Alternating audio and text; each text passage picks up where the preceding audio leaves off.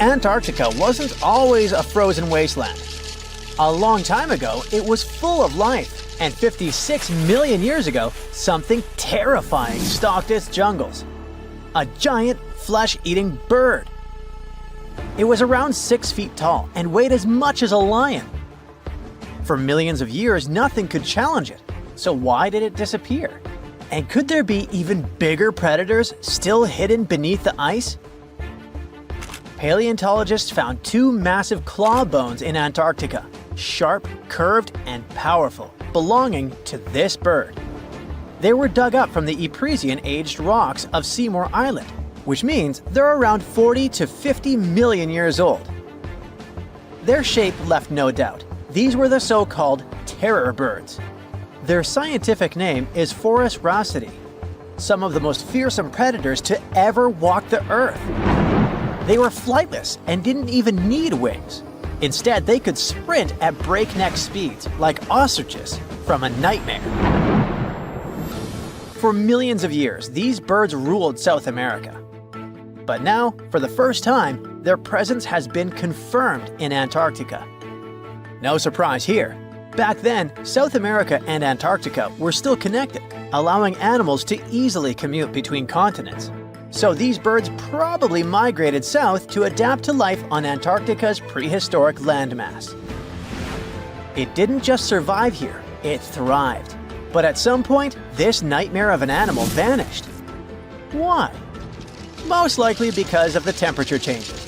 Antarctica was cooling, slowly turning into the frozen wasteland we know today. Its prey may have declined, leaving the predator without enough food. Eventually, it disappeared, leaving no descendants behind. Researchers hope that they'll find a complete skeleton eventually. They're also wondering where there might be even bigger species waiting to be discovered. Perhaps these birds evolved into a completely new Antarctic lineage. But for now, all we have are 2 giant, creepy claws.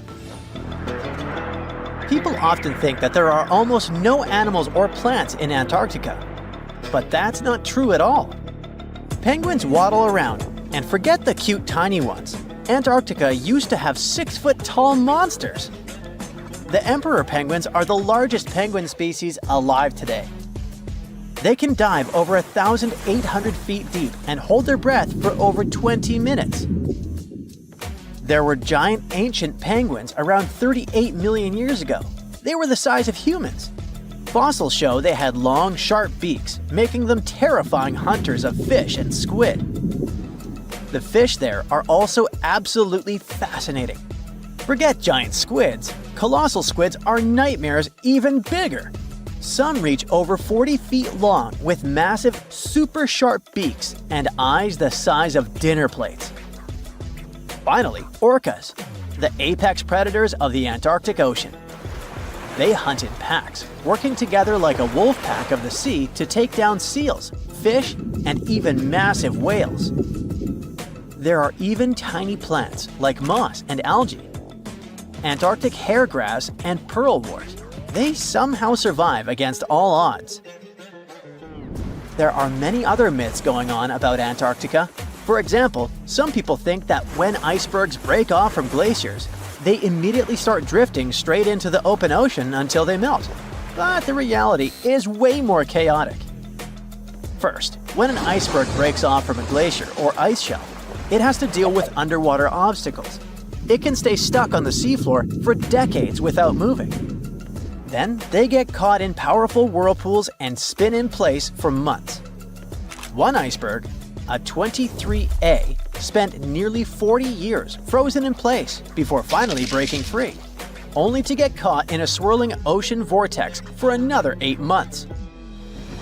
After that, their paths are influenced by ocean currents, tides, winds, and even underwater topography.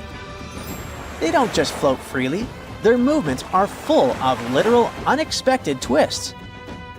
And speaking of glaciers, another strange rumor is that some humans can't travel more than 311 miles inland in Antarctica because of an impassable ice wall, freezing jet fuel, deadly winds, and no oxygen.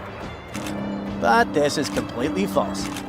Antarctica has been explored by planes, vehicles, and even scientists on foot. There's an entire research station sitting at the South Pole. People live there all year long. The ice wall is real, a massive ice cliff rising above the ocean. But that isn't some secret barrier, it's an ice shelf. These are thick slabs of ice that form when glaciers slowly flow off the land and spread over the ocean. Almost 3/4 of Antarctica's coastline is made up of them, but they don't form some giant ring around the world. Antarctica is one of the most extreme places on Earth, but we've conquered its challenges and we keep learning more about it every year. That's why every year, millions of dollars are poured into keeping research stations running, protecting wildlife, and making sure the people who live there have everything they need. But where does all this money go? Well, Antarctica stations are basically small cities. There's electricity, heating, water purification, food storage, and medical facilities. The biggest station, McMurdo, is basically a town with over 1,000 people in summer. It has everything from a fire station to a gym. The South Pole Station is super deep inland, so it's one of the hardest places to supply. Getting food and fuel there requires airplanes flying thousands of miles in extreme cold. But the internet loves a good mystery. When Google Maps revealed what looked like a massive doorway in Antarctica, conspiracy theorists went wild. People joked about everything from Bigfoot's vacation home to a secret base, or even a Star Trek spaceship hangar hidden in the ice. But there's a way simpler and less exciting explanation. It's actually a grounded iceberg, a chunk of ice that got stuck in shallow water and is now slowly melting. As ice moves across the landscape, it flows around bumps and obstacles, creating odd shapes. The process of melting, breaking apart, and refreezing can carve ice into unexpected forms. Antarctica also has incredibly strong downward blowing winds that sculpt ice into dramatic formations over time. No secret doorway, unfortunately. And speaking of doors, for years, Ushuaia, Argentina, has been called the gateway to Antarctica, the last stop before the icy continent, the place where expeditions begin. But there's another option. Punta Arenas, Chile. Let's compare them. Ushuaia is closer to Antarctica. It's the top departure point for tourists going on cruises. But no regular flights to Antarctica. No major scientific bases operating from here. It's basically controlled by the military, which refuses to allow private flights, only commercially operated ships. Yes, Punta Arenas is further from Antarctica, but 22 countries and global organizations use it as their main base. There are regular flights to Antarctica happening there every year. Private airlines can actually operate here, making it the real air connection to Antarctica. Ushuaia may have the best location physically, but Punta Arenas actually runs the show. Argentina made a huge error in picking its Antarctic airbase. Instead of setting up a simple, accessible base at sea level, they built Marambio Base, very high on rough terrain, completely impossible to reach by land. Everything has to be flown in by helicopter, making operations slow, expensive, and frustrating. For 50 years, Argentina stubbornly stuck to this bad decision, while Chile set up efficient, well-planned bases that the world now uses. If things don't change, Ushuaia will be nothing more than a tourist stop. But what's terrifying is that Antarctica seems to be returning to its past. It's supposed to be the coldest place on Earth, but something shocking happened just recently.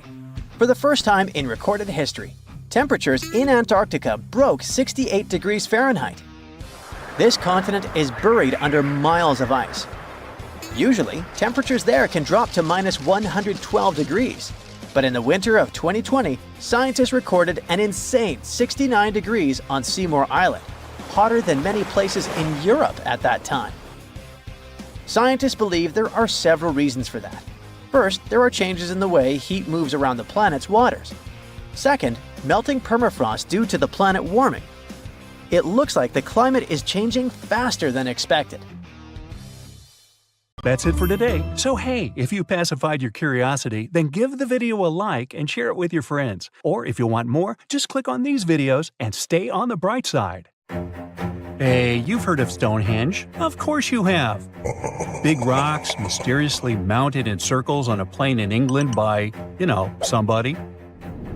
But what if England's Stonehenge is only a replica of another monument, and its builders just crossed the Atlantic and copied what someone had already done elsewhere? Well, it turns out researchers found another Stonehenge underneath the waters of Lake Michigan. This lake is a hotspot for woo-woo unexplained things. A bunch of disappearances, plane crashes, and now this, an ancient underwater monument that looks strangely enough like Stonehenge. We couldn't help ourselves and needed to dive deep into this story. A ring of massive stones, arranged in a way that felt all too familiar. They saw two circles, an outer one and an inner one, sitting 40 feet below the surface. But this wasn't just a random pile of rocks. These stones had been placed there, purposefully, by human hands. And by doing some further research, they discovered that they were staring at a structure that's over 9,000 years old. Think about it. This Stonehenge beneath Lake Michigan predates the pyramids.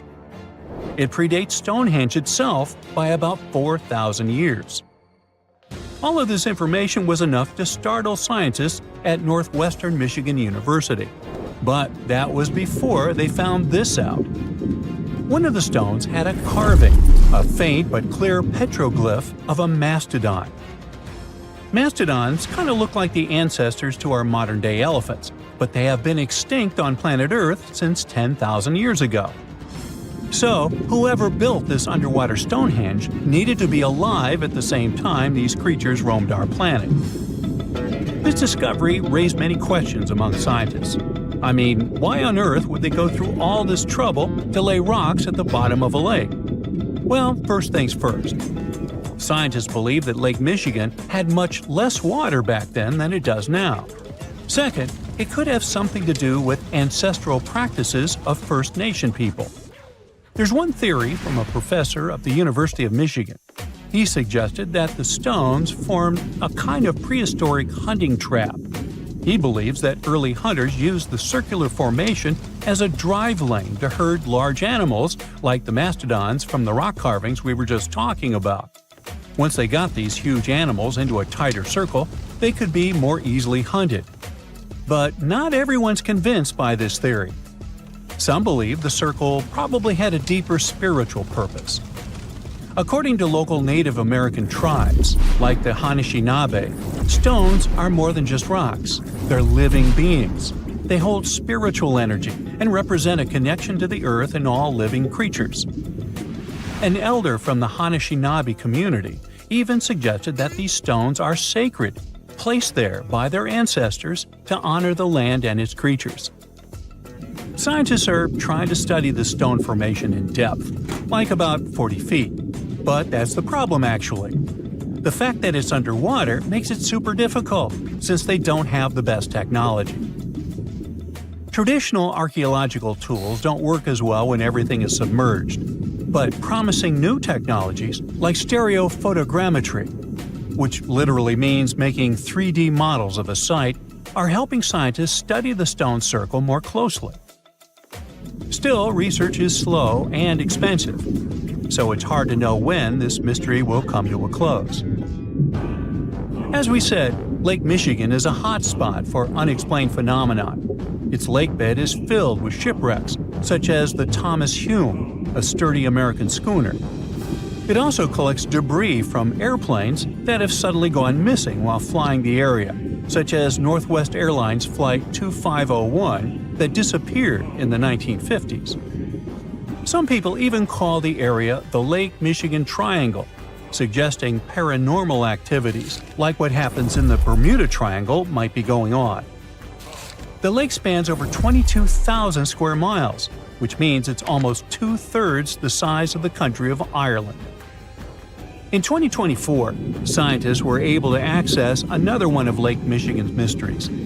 the wreck of the Margaret A. Muir schooner. This 130-foot-long sailing ship sank over 130 years ago.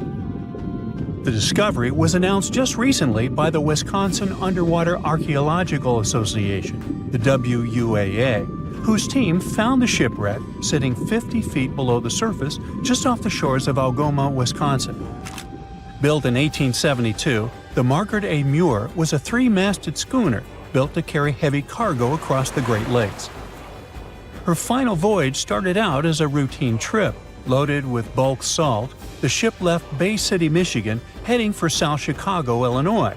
But on September 30th, 1893, things took a bad turn. Just as the Muir approached the town of Annapolis, now known as Algoma, a sudden storm hit. The ship began taking on water fast. The captain of the boat ordered his crew to abandon ship, and thankfully, they all made it to shore safely. For more than a century, the wreck sat undisturbed on the lake bed, its location a mystery. But thanks to a combination of historical research and high-resolution sonar, WUAA searchers finally found her in May of last year. The wreck is remarkably well preserved, with parts of the deck and gear still visible. Well, just a few lakes over to the left, researchers uncovered another impressive thing. At the bottom of Lake Mendota, near Madison, Wisconsin, researchers found 11 ancient canoes. They believe the oldest of the canoes dates all the way back to 2500 BCE. Now, if you don't get why that's important, it's because you're thinking with today's head. If in a classic Midwest highway you see a bunch of pickups, then back in the ancient days you see only canoes. They were the main mode of transportation for indigenous cultures. They were used to fish in deep waters, trade goods, and travel long distances. The reason why scientists were so excited with this discovery is because they had never found any proof of what canoes were being used for in this region back then. And to understand the local cultures that inhabited the area during this time period, they needed to have some information on that. This exciting discovery was announced by the Wisconsin Historical Society in May 2024. The first canoe, which they believe is around 1,200 years old, was pulled from the lake in 2021. Then a second one was dug up in 2022. And now divers have found at least 11 more canoes along what would have been an ancient shoreline, long since submerged. One theory is that these canoes were intentionally sunk to keep them from freezing or warping in winter. It's possible people stored them in the same spot for generations. Or maybe this is just a small part of a much bigger settlement. Historians do believe there could be an ancient village hidden under the water of the lake. Divers have already found stone tools, like net sinkers used for fishing, but the village itself hasn't been located yet. Truth is, while the Great Lakes often steal all the thunder, scientists point out that smaller lakes like Mendota have stories too. The Wisconsin Historical Society is working closely with Native nations to piece together more about the lake's history. You'll need to believe me when I say there is a third Stonehenge, all the way under the waters of Lake Constance, Switzerland. I mean, think of it like Stonehenge's cousin. Archaeologists began to discover this back in 2015, when they found a line of 170 man-made stone cairns under the lake. Scientists say this was most likely the work of several villages, and that the cairn site was probably used for some collective purpose because, well, the formations are huge. Some of them are several dozen feet wide, and they can build up to 6 feet. The most amazing discovery so far is that the site dates back to around 5,500 years ago. So around the time the original Stonehenge was being built. Some of the facts that link them together are their construction dates, as well as the distinct characteristic of stone monuments built in a circular format. Scientists don't know much about this site yet, but hey, I see a pattern manifested all over the world, don't you? That's it for today. So hey, if you pacified your curiosity, then give the video a like and share it with your friends. Or if you want more, just click on these videos and stay on the bright side. This just in, the world's oldest pyramid was built during the last ice age. And I'm not even talking about Egypt. I'm saying our ancestors might have spewed a 27,000-year-old pyramid in West Java. Gunung Padang is not exactly shouting pyramid. It's more of a mound with huge scattered stones tossed all over it. But local people seem to revere it, and they have for centuries. It wasn't until recently that the Indonesian authorities decided to excavate a bit deeper to see what all the fuss was about. They ended up finding the remains of a human settlement. It was rather unexpected, since the mound is pretty high up. This excavation could only prove there were humans in the area as far back as 45 BCE, which sounds reasonable. It was up to an Indonesian geologist named Donny Hillman to prove that Gunung Padang is the world's first pyramid. He used all sorts of new technology to support his claim. Our guy used carbon dating, which digs deep into the earth and takes whole chunks of soil. He found layers and layers of constructions, like he was digging up Rome and finding ancient buildings buried in the ground. His research proved that there had been caverns and even rooms down there, which could only mean one thing: humans. As for the rocks located up in the mound, they were most likely strategically placed by the people who lived there back in the day. They needed a place to meditate, so they arranged things in a harmonious way. Their smooth surfaces wouldn't be the result of years of erosion, but the works of great sculptures, the Michelangelos of their day, let's say. If this is all for real, then human civilizations began way before we think they did. Our ancestors, the Paleolithic humans, didn't have what it took to be considered a civilization, especially not the tools and knowledge to build pyramids. They needed a lot of masonry skills, which weren't all that available during the last ice age. His peers don't share this view, though. They could believe Hillman's theory if he had found evidence such as charcoal and bone fragments, but he didn't. Flint Dibble, another archaeologist, says that without concrete evidence of human activity, there's no proof of an actual pyramid. In this case, all the data proves is that the soil in the mound dates back to 27,000 years ago. He thinks the rocks on top of the mound just slipped down the hill, like rocks normally do. Only a complex society would have managed to build a stepped pyramid like they claim it was. But according to Bill Farley, an American archaeologist, there's just no reason to believe there were any settlements in Indonesia during the last ice age. Now, just so you know, the oldest known ancient society with this kind of knowledge is probably 11,000 years old and used to occupy the region of modern-day Turkey. Take a look, Turkey's Göbekli Tepe. It's also not a pyramid, but it's the oldest monolithic construction made by humans. Back in the Neolithic period, a lot of people settled there, and there are proofs for it. For example, the walls there are covered in ancient drawings of clothing and wild animals. Until recently, the title of the world's oldest pyramid went to a three-sided construction known as the Djoser Pyramid in Egypt. Djoser is located just a few miles south of the Giza complex in a town called Saqqara. It made its way to popular culture more than once. In the 18th century, it became a common feature in European paintings. Young men from the cultural elite did a grand tour around the world, and Saqqara was at the top of their list. It was also featured in the video game Assassin's Creed, with a digital representation way more accurate than many historical drawings of the thing. That was kind of a big deal in ancient Egypt, to build pyramids for kings to spend their afterlives. And if you thought the Khufu pyramid was the oldest one in the world, well, Djoser was built 70 years ahead of that time. The development of new technology has allowed archaeologists to make groundbreaking discoveries, and a new, or should I say ancient pyramid in South America might win the title in dispute. It turns out that pyramids were also pretty fashionable in the Americas in the old days. Among them are the iconic pyramids of Guatemala's Tikal Temple Complex, the same ones that appeared in Star Wars No. 4. But to find the oldest pyramid in the Americas, one would have to travel to Peru. Deep in the Peruvian desert, archaeologists stumbled upon a sprawling ancient metropolis known as Caral. At first, researchers believed that the settlement was pretty recent, since the site was way too complex for ancient technology to handle it. As we said, Caral is a desert town, like Las Vegas, but without all the hoopla. This means no easy access to water. And for cities like these to thrive, they need a considerable irrigation system, which leads us back to complex technologies. The Peruvians surprised us all with this new discovery. This site was huge, filled with an amphitheater, houses, and religious buildings. The whole thing probably sprawled through 370 acres. And when scientists went to test their initial hypothesis using radiocarbon dating, they found that the city probably sprung around 2027 BCE.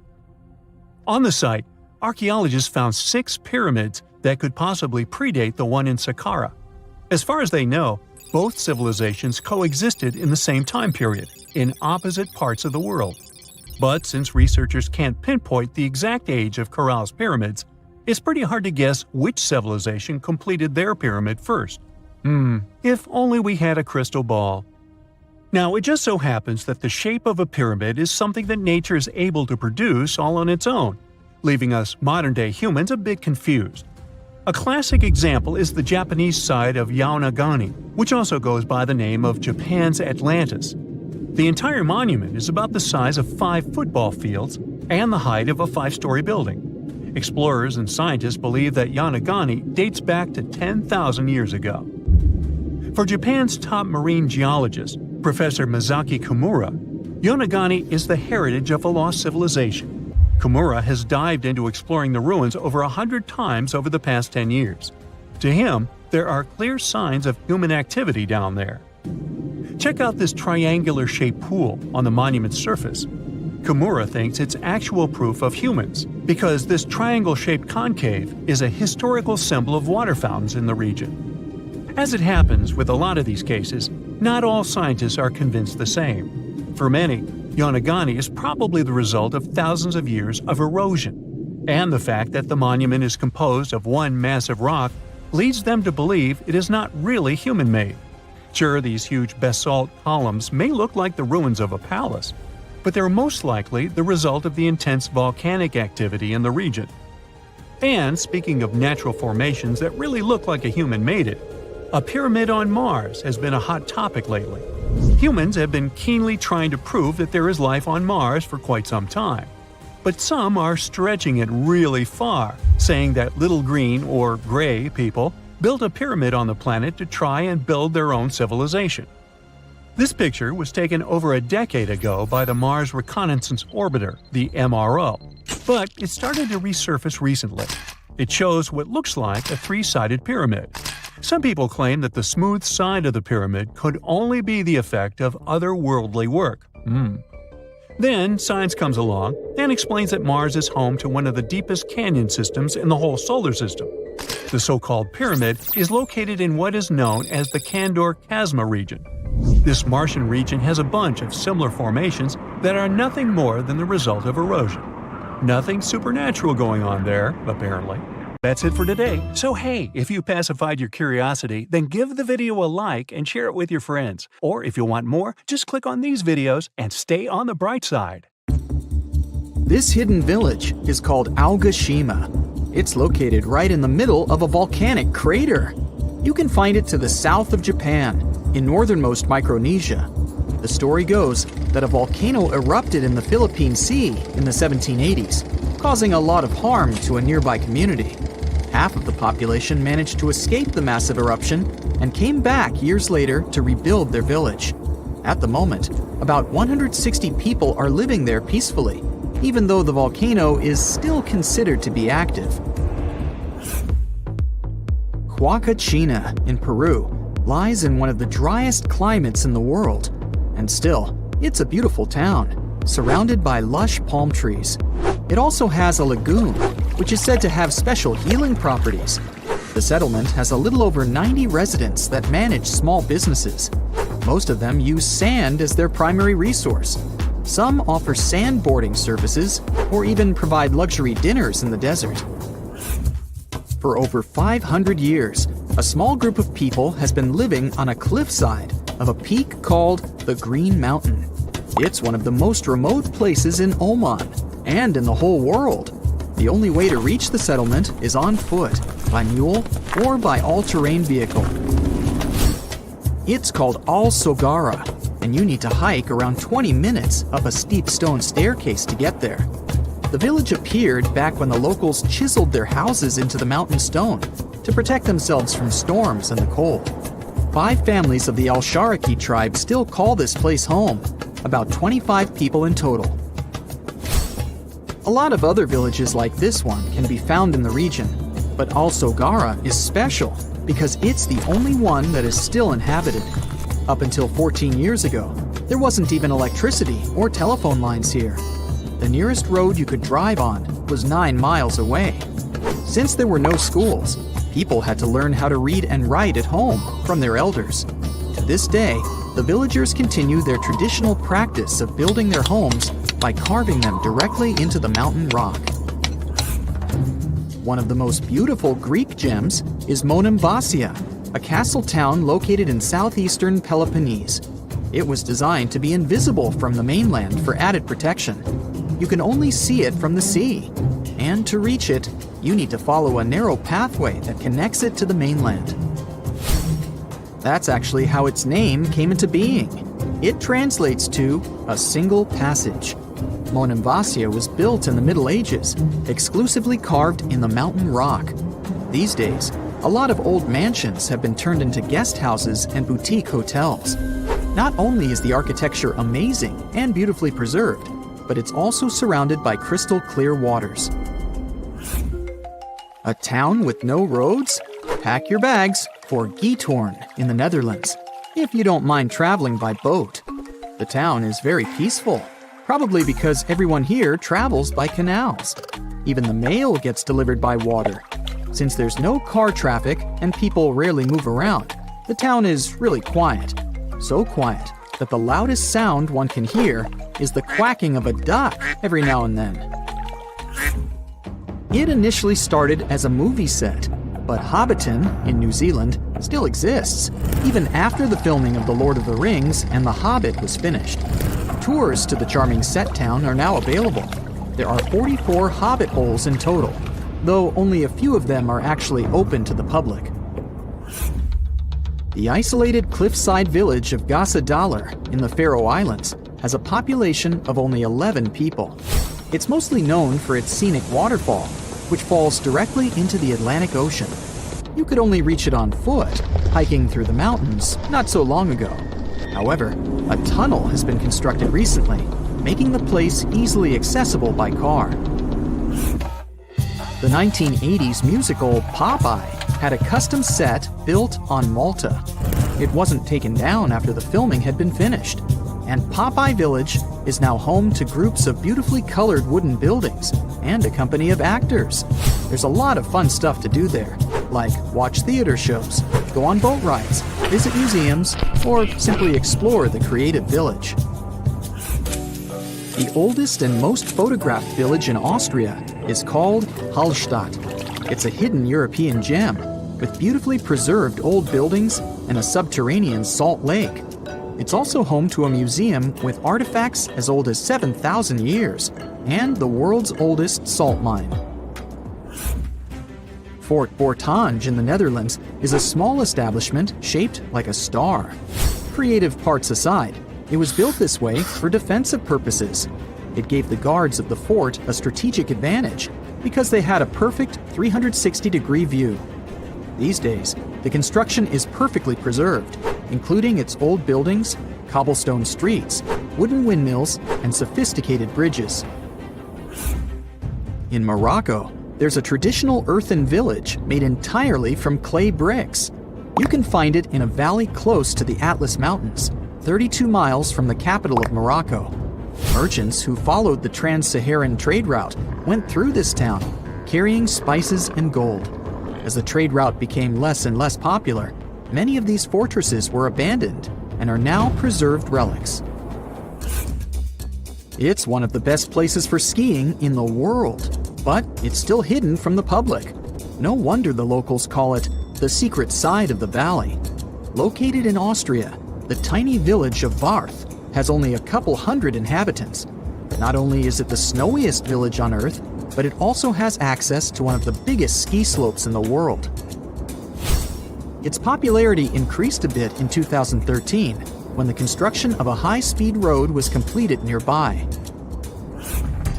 Virano in Italy is one of the most colorful islands in the world. Because of its vibrant colors, it almost looks tropical. It features emerald green waters, beautiful houses, and a 17th century bell tower. Its lace-making tradition brought Leonardo da Vinci to the island back in the 1400s. He bought a piece of cloth there and later used it for the design of the famous Dome of Milan. If you have a UK passport, you must be familiar with the beautiful small town of Bibury, as its scenery is featured in your ID. It's surely one of the most charming towns in Europe, as it's made up of stone buildings standing on the River Colne. The image in the UK passports is that of Arlington Row, a line of weavers' cottages that date back to the 14th century. The town of Coober Pedy in Australia is partially underground. It all began back in 1915, when opal deposits were found in the area. To this day, the town is still the biggest opal mine in the world. People living there figured out that it would be more comfortable for them to stick to the underground, as the temperatures outside can reach 125 degrees Fahrenheit. So, the settlement now has underground stores and galleries. Coober Pedy is also home to the world's first 4-star underground hotel. To visit the most remote location in the whole world, you'll need to prepare yourself for quite a journey. If you're traveling from the United States, for example, the easiest route is a 15-hour-long flight to Cape Town, South Africa, followed by a 6-day boat ride. Only after that will you reach Tristan da Cunha. Or you can take a month-long cruise across the South Atlantic Ocean, whatever works better for you. Planning in advance is a must, since there are only 9 boat trips to the island yearly. The island itself is just 7 miles long. Sitting right in the middle of the South Atlantic Ocean, it covers a mere 37.8 square miles. The 300 residents are all farmers. They have the internet, but it's really slow. As for a phone network or a local newspaper, neither is available. The inhabitants of the island speak a dialect of English that is used by the smallest number of people in the world. That's it for today. So hey, if you pacified your curiosity, then give the video a like and share it with your friends. Or if you want more, just click on these videos and stay on the bright side. If you come across a well in Portugal, resist the temptation to gaze into its depths. The inverted tower in the enigmatic city of Sintra sends chills through those who encounter it as it spirals down a daunting 88 feet into the underground. It certainly wasn't designed to collect water, yet its true purpose remains a closely guarded secret. Dating back to around 1904, this well could have been involved in a mysterious initiation tradition from the Knights Templar. The Templars had faded into history almost 6 centuries before the construction of this pit, but their enigmatic traditions were revived by later generations.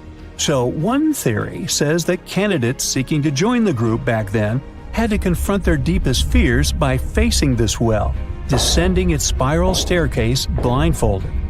When they reached the bottom of the inverted tower, they removed their blindfolds and were faced with this frightening sight. The only way out of this dark labyrinth was to keep looking up and following the light. Now imagine yourself browsing the shelves of a used bookstore until you find a book with an alphabet you've never seen before. You decide to use an image translation app but find no matches. Intrigued, you buy the book. Then you show it to your friends and family, but nobody recognizes that alphabet. Rare book dealer Winfried Vonnig probably experienced the same frustration back in 1912, when he acquired what would later become the most enigmatic book in the world. The work is known today as the Voynich manuscript, and it's written entirely in an unknown language that no one has deciphered yet. The pages of this 15th century codex are filled with botanical drawings, but these aren't typical daisies or roses. In fact, they don't resemble any plant species that we know of. What makes things even stranger is the illustrations of unfamiliar constellations and women swimming in green baths. Delving deeper into the realm of mysterious texts, we set off on a journey to the Qumran Caves near the Salt Sea in the Middle East. In 1952, a team of archaeologists stumbled upon 2 scrolls made of highly oxidized copper at the site. Unrolling them was a major challenge, so they decided to cut the scrolls into 23 parts to investigate them. Imagine their surprise to see Hebrew words like gold and silver popping up. But no, it wasn't an ancient invoice. It was more like a treasure map, pointing the way to over $1 million. Unfortunately, the treasure was never found. Not for lack of trying, though. You see, the quest isn't as easy as it may appear. Some of the copper scroll's vocabulary is technical, and some geographical locations remain a mystery. There's also one last possibility. Perhaps it's all a work of fiction, like a pirate tale from the old days. People talk about Mona Lisa's almost haunting stare that seems to follow you no matter where you stand. But here's a quick question. Does she have eyebrows? You got it right if you said no, and her complete lack of eyebrows adds another layer of mystique to her gaze. The most common explanation is that beauty standards were different, and perhaps plucking the hairs above the eyes was a thing around 1503. But take a look at other Italian paintings from that time, like La Schiavona or Portrait of a Young Girl. Yep, eyebrows. So, not everyone was entirely pleased with this theory, like French inventor Pascal Cotte. He spent 3,000 hours analyzing scans of the painting to dig through all the layers of Leonardo da Vinci's masterpiece. Now he claims that the Mona Lisa once had eyebrows, but they disappeared over time due to cleanings and restorations. Some historians, however, still question his findings, which means that Mona Lisa's style, or lack of it, remains an unsolved mystery. So, you decide to travel to Rio de Janeiro, and everyone tells you that Sugarloaf Mountain is a must-see. When you spot the mountain from a distance, you realize that the stone has a cavity. But around noon, the whole view changes. The shadow in that cavity takes the shape of a bird, an ibis to be precise. A local legend links this bird shape to the ancient Egyptian deity Thoth, as if the ancient Egyptians once visited Rio de Janeiro and were somehow inspired by the natural phenomenon. But it's probably just a big coincidence. I mean, literally. The real mystery, however, lies in the waters around Sugarloaf Mountain. In the 80s, archaeologist Robert Marks got a tip from locals about a treasure hidden beneath Guanabara Bay. He dove in and found quite a few Roman amphorae. You know, those ancient vases with 2 handles? His discovery could potentially provide evidence of a Roman shipwreck that might have reached Brazil 17 centuries before the Portuguese even set foot there. However, he couldn't proceed with his research, and to this day, the idea of the Roman presence on Brazil's coast remains uncertain. The true location of Cleopatra's tomb isn't the only ancient Egyptian mystery. Many secrets are carved into the walls of ancient structures, like in the Temple of Seti I. Take a close look at this hieroglyph, and you'll notice that it resembles a modern-day helicopter. Look to the right, and you'll see an engraving that looks like a submarine. Odd, right? The most reasonable explanation for this has to do with the legacies of different rulers. When a new pharaoh came to power, they had their own hieroglyphs added over the original ones. But this is still a topic of debate, as some Egyptologists believe that these mysterious hieroglyphs may represent some kind of ancient technology. The same applies to the Dendera light.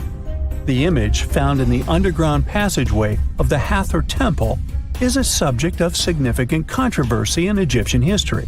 Some researchers suggest that the inscription simply represents a rising sun, while others interpret it as evidence of some kind of modern lighting system. And it does indeed resemble Crookes' tube, one of the early experiments with electrical discharges. Although there's no concrete evidence of ancient Egyptians having modern electricity, some historians believe that this theory could help explain why many discovered tombs don't have any residues left behind from the use of oil lamps or candles. A lot has been said about the mysterious pyramids of Egypt, But many people tend to forget that other inexplicable structures had already existed even before them. Our next stop takes us to Turkey. The top of a hill known as Göbekli Tepe, near the city of Urfa, holds an ancient secret.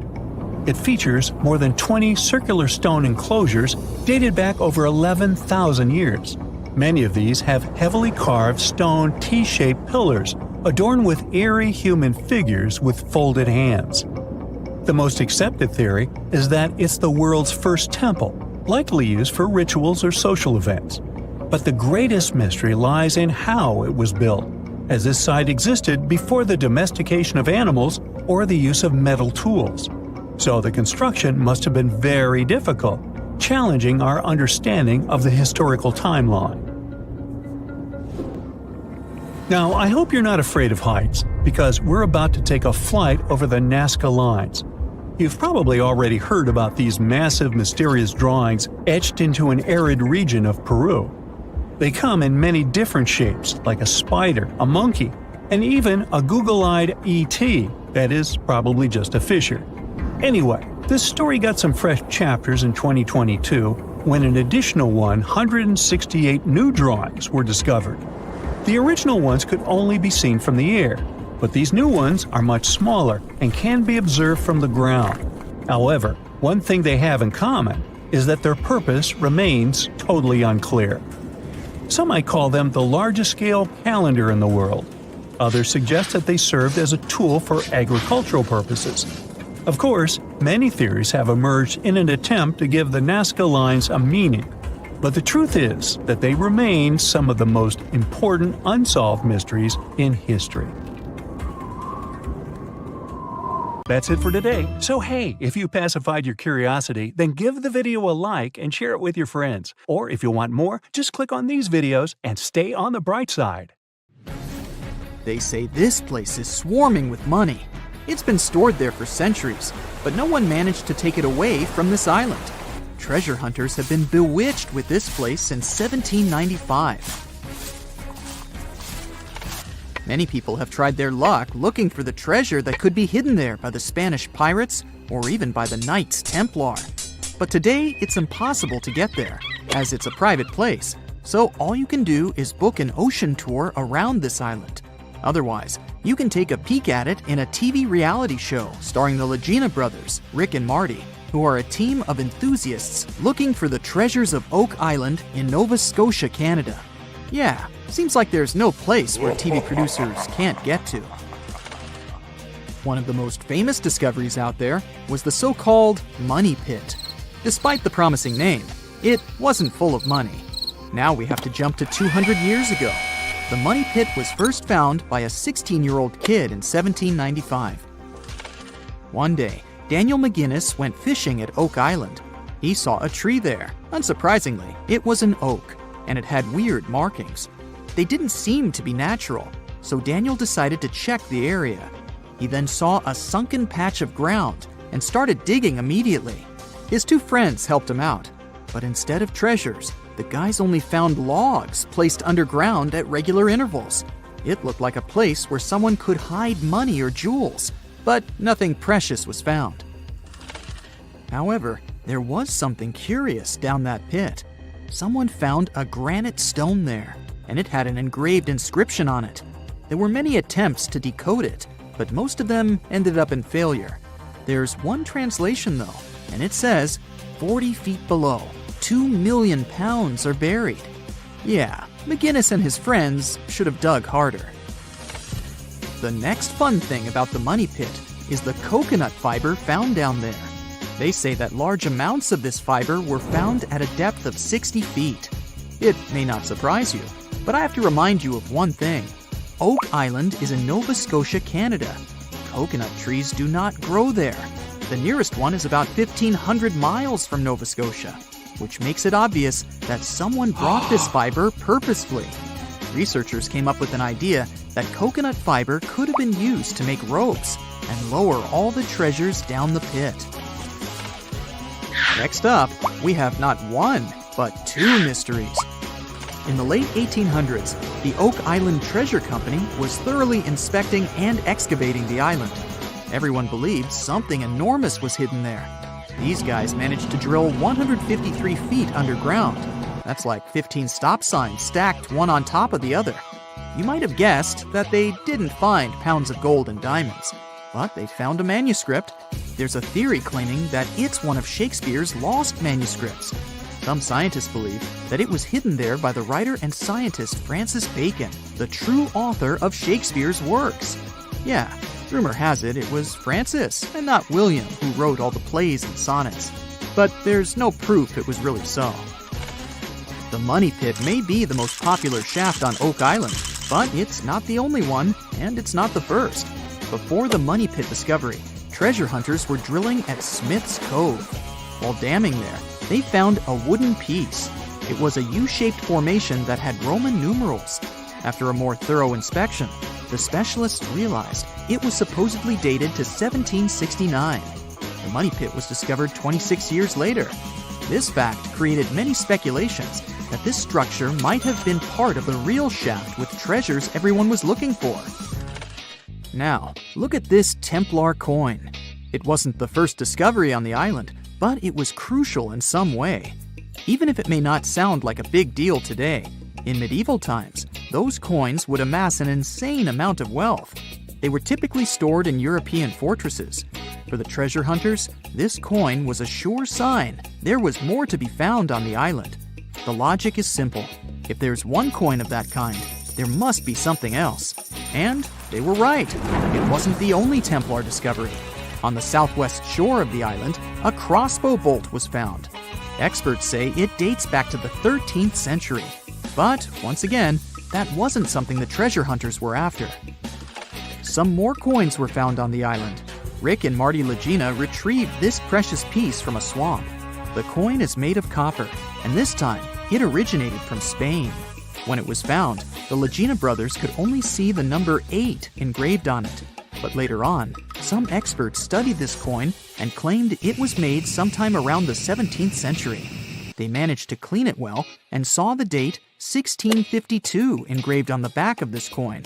There's a theory stating that Spanish explorers found some treasure but hid it instead of taking it to the king. So maybe this coin just dropped out of the chest full of coins and jewels and is part of the treasure everyone was after. Or someone could have accidentally lost it while looking for the treasure. Who knows? One more famous treasure hunter is Gary Drayton. Gary and his team, together with Rick Legina, came across 2 coins while metal detecting the island. Those were 17th century King Charles II Britannia coins. One of them had a very clear inscription on it, stating that the coin was minted back in 1771. Another swamp treasure of possibly Spanish origin is also here. This time, it's a silver ring. A specialist studied it closely and reported that it had been repaired twice. The ring was once made bigger, and it was also made smaller once. It's decorated with a floral design, which was popular in Europe in the 1730s. Among all the other curious things, Rick and Marty Legina found a silver button at Isaac Point.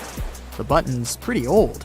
It supposedly dates back to the middle of the 18th century, and the notorious Money Pit was discovered later. This is why it wasn't a big deal of a find. It could simply belong to some farmer peacefully raising livestock on the island. There's no official record of any chest full of gems and coins found on Oak Island, but enthusiasts did find some jewels there. First off, the team found a brooch with a magnificent red gem. They mistakenly thought it was a ruby, but a professional gemologist stated it was a garnet. The piece was made of silver, and it's pretty old. Experts believe it was made around the 15 or 1600s. Another brooch they found didn't have any gems on it, but it had an intricate design. It's a brooch with a leaf design and an ornate rope. There are 13 branches of the leaf, which instantly created more mystery to the whole treasure hunting. First off, there's a carving with a 13-branched tree on a rock on the north shore of this island. What's more, many people believe that the number 13 is important to the Knights Templar. The enthusiasts also found a brooch not far away from the place where Daniel McGinnis, the guy who found the Money Pit, lived. the brooch was shown to a professional gemologist, Charles Luton Brain. He had to break it to the team that there were no gems adorning this piece of jewelry. In fact, the stone that seemed to be a gem was just a piece of glass. It was processed using a special technique though, so it was leaded glass. The enthusiasts decided to study the brooch even more and found out that part of the brooch was made of gold. The specialists claim that the brooch dates back to the 14th century. Was it the treasure everyone was looking for? That's it for today. So hey, if you pacified your curiosity, then give the video a like and share it with your friends. Or if you want more, just click on these videos and stay on the bright side. We all grew up believing that Stonehenge is the world's most ancient observatory, but now it has some serious competition for the title. Nabta Playa was built more than 2,000 miles away in southern Egypt and thousands of years before Stonehenge and even the pyramids of Giza. In 1973, a Bedouin guide stumbled upon a strange group of huge stone formations while crossing the Sahara Desert. He led American archaeologist Fred Wendorf to the site, located about 60 miles from the Nile. Wendorf's friend and colleague claims the team found the stones while stopping for a bathroom break in the desert. Either way, what they found changed history. At first, Wendorf thought the stone structures were just natural formations. But then it hit him. This area was once a lake, meaning no natural rocks should even be there. He kept coming back to the site for decades, and by the early 1990s, his team finally uncovered a circle of stones that seemed to line up with the stars in a way no one could explain. After 7 long years of trying to crack the mystery of the site, Wendorf reached out to an expert in archaeoastronomy. They study how ancient people used the stars. One evening, while the expert sat in the cool desert sand staring at the stones, he realized that they formed a pattern radiating outward from a massive burial mound. One by one, as they dug into the sediment, the buried megaliths started lining up like spokes on a wheel. The team had already used radiocarbon dating to test samples from fire hearths and tamarisk wood roofing found inside the stone circle. Nabta Playa had dozens of standing stones, all a few feet tall. Some of them lined up exactly with the sunrise on special days, and others matched up with bright stars in the sky. Inside the big circle, there were 6 special stones that may have been used for rituals or marking important times of the year. Around them, 29 standing stones might have worked like a simple calendar to help people know when it was time for something important, like the summer solstice, the longest day of the year. When the sun rose in just the right spot, it was a sign that the rainy season was coming. The stone circle once aligned with the brightest stars in the northern sky: Arcturus, Sirius, and Alpha Centauri. Some stones even pointed to the constellation Orion. By tracing Arcturus's movement across the sky, they figured out that it matched perfectly with the circle around 4800 BCE.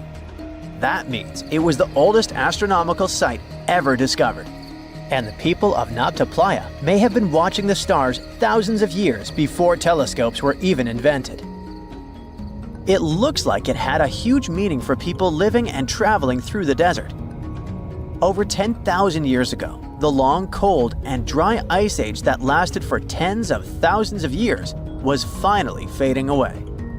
Northern Africa got massive monsoons and rains that filled up seasonal lakes. So, parts of the desert turned into short-lived oases. For the nomadic people who roamed this harsh land, these summer rains were everything. Their entire way of life revolved around cattle. When archaeologists opened the central tomb at Nabta Playa, they dug up cattle bones and even a massive rock carved into the shape of a cow. The people who built it used the stars to guide them and find hidden watering holes like Nabta Playa, which likely held water for about 4 months a year, starting with the summer monsoons. But there was no North Star back then, so instead they navigated using bright stars and the way the sky seemed to spin in circles above them. When the lakes were full, the standing stones would be partly submerged, and from the western shore, you would see the reflection of the stars on the dark water. Nabta Playa is way less famous than Stonehenge, perhaps because its stones were buried and the famous site in England was open to visitors for thousands of years. Sadly, when Nabta Playa did become famous, some tourists ruined parts of it by moving stones around, which messed up the ancient star alignments. To protect it, the authorities moved everything to a museum where people can see the stones and the carved cow statue without damaging them. The Egyptian observatory isn't the only construction similar to Stonehenge. It has versions that were used for different purposes, from Germany and France to the US and the Andes in northern Peru. This last one is actually one of the oldest big structures ever built in this region. The circular plaza is made of two giant stone walls arranged in a ring. It was likely used for ceremonies and gatherings. Scientists have carbon dated it to be about 4,750 years old, which means it was built before the Great Pyramids of Egypt and Stonehenge. The plaza had two entrances and a special layer of clay, soil, gravel, and charcoal underneath. It was carefully planned and built. Archaeologists also found ceramic pieces, quartz crystals, and gemstones at the site, so it was definitely a special place. People visited it for centuries, but at some point it was sealed off, probably because of changing beliefs and traditions. The most recent discovery was the remains of a large timber circle roughly the same age and with parallels to Stonehenge, all the way up in Denmark. This open-air structure was likely part of a special area where prehistoric people from the late Neolithic and early Bronze Age gathered for rituals and ceremonies. The circle was made up of 45 giant wooden posts, forming a huge ring about 100 feet wide. The wood is gone now, but scientists believe tall timbers once stood in the holes and created an impressive wood henge. No one knows exactly what these circles were used for, but archaeologists have found animal bones and food remains at similar sites. So people probably used to gather there for feasts and rituals. In 2024, scientists found two ancient stone circles from the Neolithic period in Dartmoor National Park in England. Some archaeologists believe they might form a sacred ark. Many of Dartmoor's stone structures were built in a curved shape on the high ground in the center of the area. A long time ago, Dartmoor was covered in forests, so people may have used the high ground as important markers. One of the newly found circles fits inside this ark, but the other one is outside of it, to the north. This could have been an entrance point into the ark. There's also a raised bank of earth near the stones, which looks similar to other famous Neolithic sites, like the Ring of Brodgar in Scotland and Stonehenge itself. This means the people who built these circles may have visited Stonehenge or been inspired by it. Archaeologists in Oman found ancient stone monuments called tralith, which got the nickname Arabian Stonehenge. They were finished about 2,000 years ago, but no one knows for sure who built them or why. Scientists also found stone hand axes that are incredibly old, between 300,000 and 1.3 million years old, from the time when the first humans left Africa. At another site in central Oman, archaeologists discovered a Neolithic tomb from around 5,000 to 4,600 BCE. There are two chambers with the bones of dozens of people inside beneath a giant megalithic structure. Nearby, they also discovered rock carvings that were made by people who lived in the area. And then there is another Stonehenge look-alike, this time in Saudi Arabia, that was used as an apartment complex thousands of years ago. Archaeologists discovered a total of 345 stone circles by looking at aerial photos of a lava field. Each circle is between 13 to 26 feet and has at least one large standing stone in the middle. These structures still have remains of stone walls and doorways. Stone circles like Stonehenge are often linked to ceremonies and rituals, but scientists say that many early houses were actually built in round shapes, and rectangular homes only became common much later in history. That's it for today. So hey, if you pacified your curiosity, then give the video a like and share it with your friends. Or if you want more, just click on these videos and stay on the bright side. The ancient city of Taposiris Magna is hidden on the northern coast of Egypt. These days, it has very little of its former glory, but what lies beneath it may hold hold the secret to uncovering a famous mystery, that of Cleopatra, the most memorable Egyptian queen in history. The recently discovered tunnel is also known as a geometric miracle for its time. Excavations have uncovered a 43-foot-long structure below the ground, which is partially submerged in water. Its shape and construction technique are similar to that of the Eupalinos tunnel, another amazing ancient discovery. This one is located in Greece and was built by excavating simultaneously from 2 points, aiming to have them meet in the middle. The use of math and geometry to make this construction was astonishingly precise for those days, more so since it was built near a mountain. Archaeologists that have been working on the Taposiris Magna site since 2004 believe this tunnel may lead to the lost tomb of Cleopatra. The clues they found so far seem to back up this theory. For starters, the city and its temple were built by one of Cleopatra's ancestors, Ptolemy II. All the architecture seems to indicate it was dedicated to the ancient spirit Osiris and his queen Isis. Throughout her reign, Cleopatra did try to associate herself with Isis, so it may be no surprise she chose this location as her final resting place. Scientists have yet to pinpoint Cleopatra's tomb, but research continues with the help of modern technology. To study this location better, archaeologists have even used a special device called ground-penetrating radar. This tool allows us to analyze what lies beneath the ground without being intrusive. Since this tunnel is so old, research needs to be done very delicately. Seeing pictures of what's underground before you start digging is incredibly useful and has been done here since 2011. Finally discovering Cleopatra's tomb may help us piece together her story, especially what might have happened during the last portion of her life, which is still surrounded by mystery. We still don't know the exact cause of her passing. Some believe she may have let herself be bitten by a poisonous Egyptian cobra. Others have suggested that she was well accustomed to toxic substances, even hiding some in her hairbrush in case she ever needed it. But that's not to say she chose to use it on herself. We do have a lot of other interesting information on Cleopatra that's equally as impressive, like the fact that she had a stylist. Most of the images you've seen depicting this famous queen show her wearing black eyeliner. This look was put together by Airas, a woman known to have been her personal beautician. She traced the long line from her eyes to her temples, a makeup technique still used today to enhance the eyes. Airas was an important figure throughout Cleopatra's life, known also as her confidant and close friend. There are even theories that suggest Airas was there by her side when she passed away. Despite her well-thought-out looks, Cleopatra wasn't as pretty as she's described. Or at least, that's what recent research has pointed out. Sure, if we look at movies and modern imagery, she's depicted as this incredibly beautiful woman with symmetrical and delicate features. However, if we look at coins showcasing her image from back in the day, her looks are rather average. Her image on the coins might have been adjusted, too, to make the queen look stronger in the eyes of her people. So there is no trusted source available to confirm her image, but her description in most pieces of ancient literature speaks of her other qualities, like her voice and personality, not of her beauty.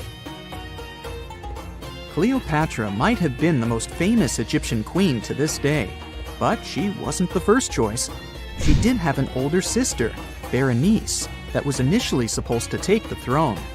Berenice passed away before she could do that, so Cleopatra took on the role and began investing in her education.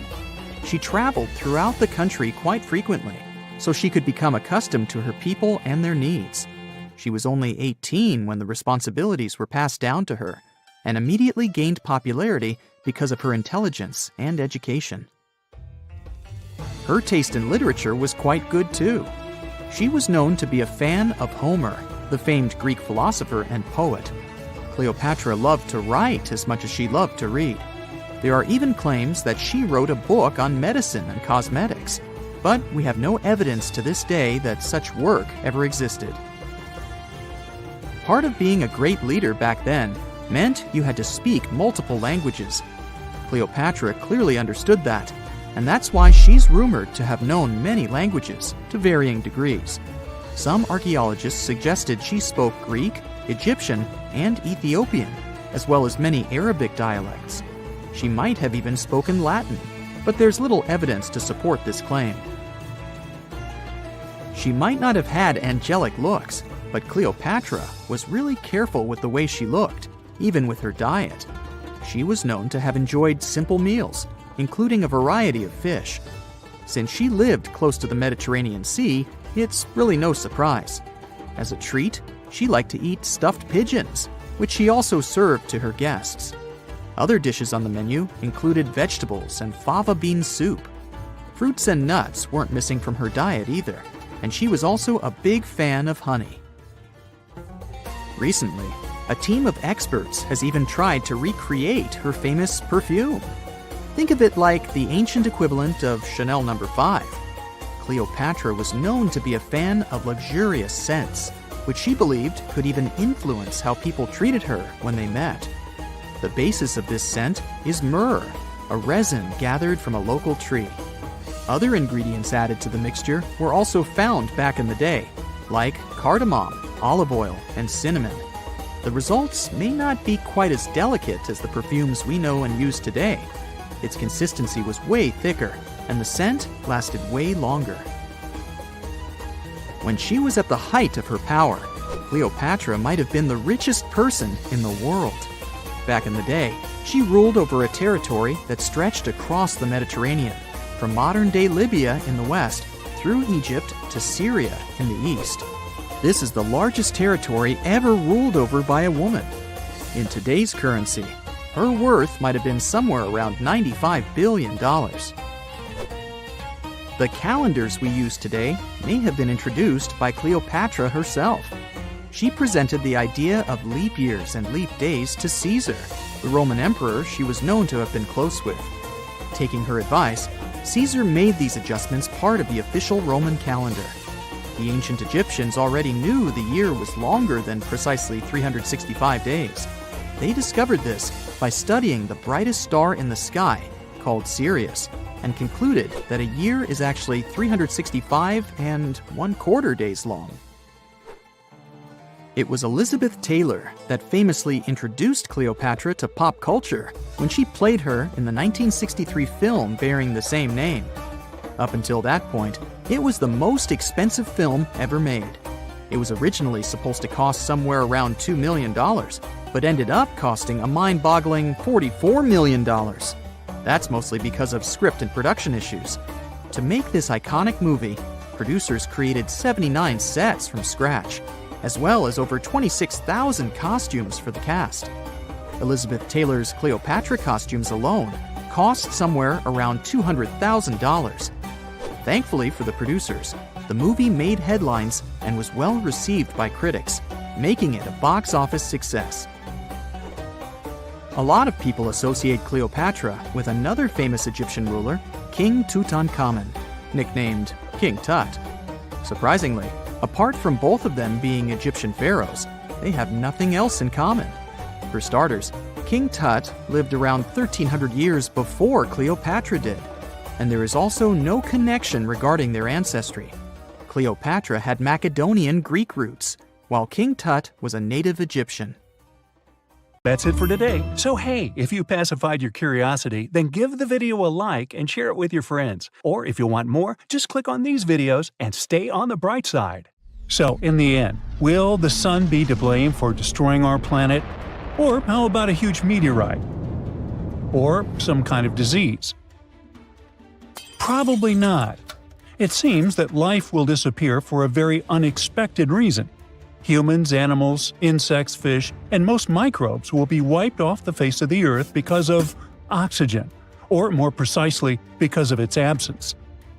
Recent research has shown that the number of freshwater reservoirs with very low or no oxygen levels in coastal areas is increasing worldwide. Over the past 65 years, 4 times more oxygen-deficient waters have appeared in the world's oceans. What does it all mean? It's likely that life on Earth will vanish much sooner than the sun's energies dries up all the oceans.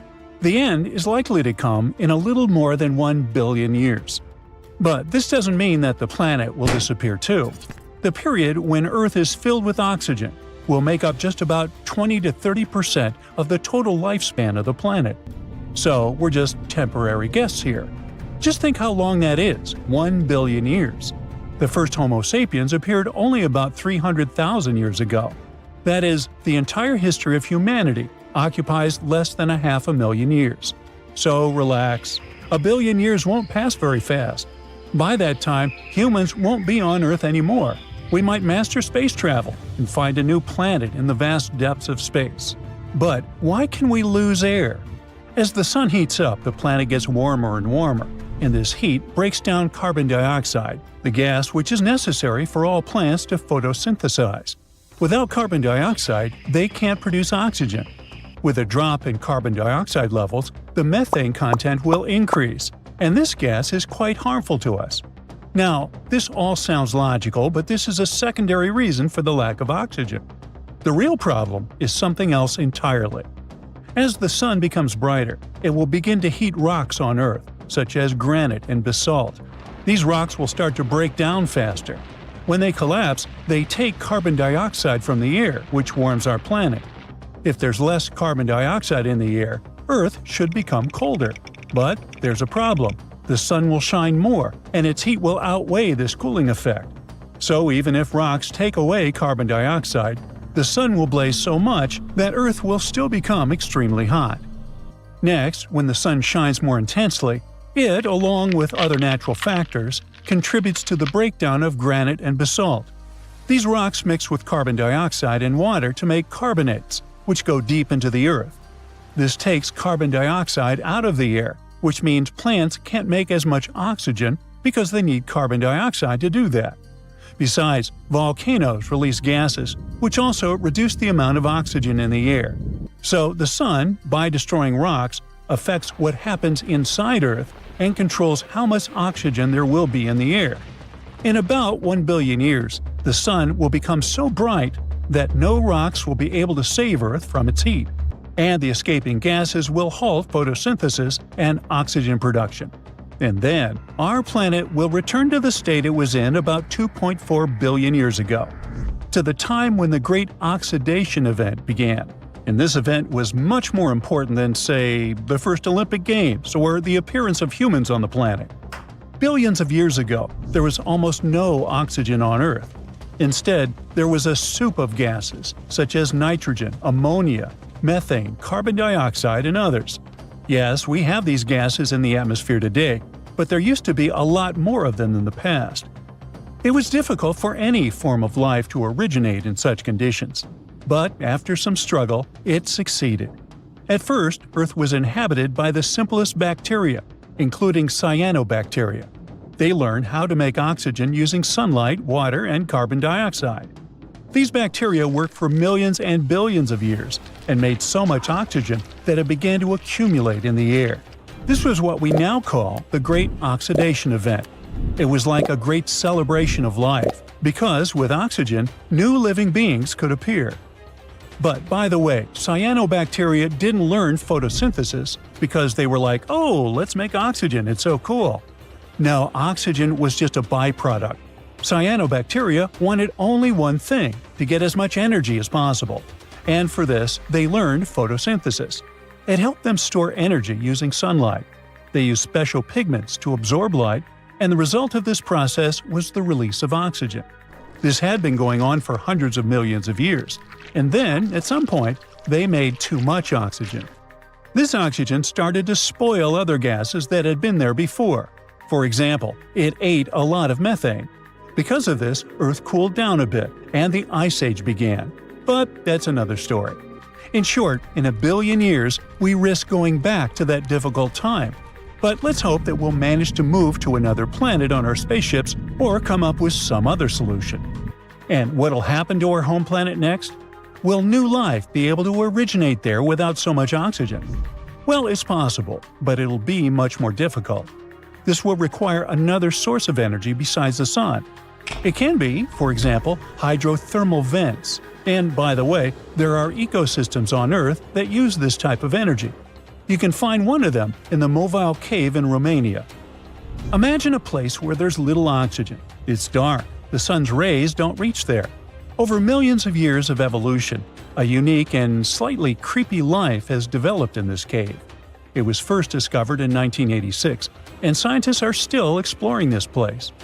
The entrance to the cave is just a small hole in the ground. A narrow tunnel goes deep underground. Inside the cave, the air is filled with hydrogen sulfide and carbon dioxide, and there's half as much oxygen there as on the surface. A human can't stay there without a special mask, but for local forms of life, this is home, and they feel great there. There are several dozen species living in the cave, and many of them aren't found anywhere else on Earth.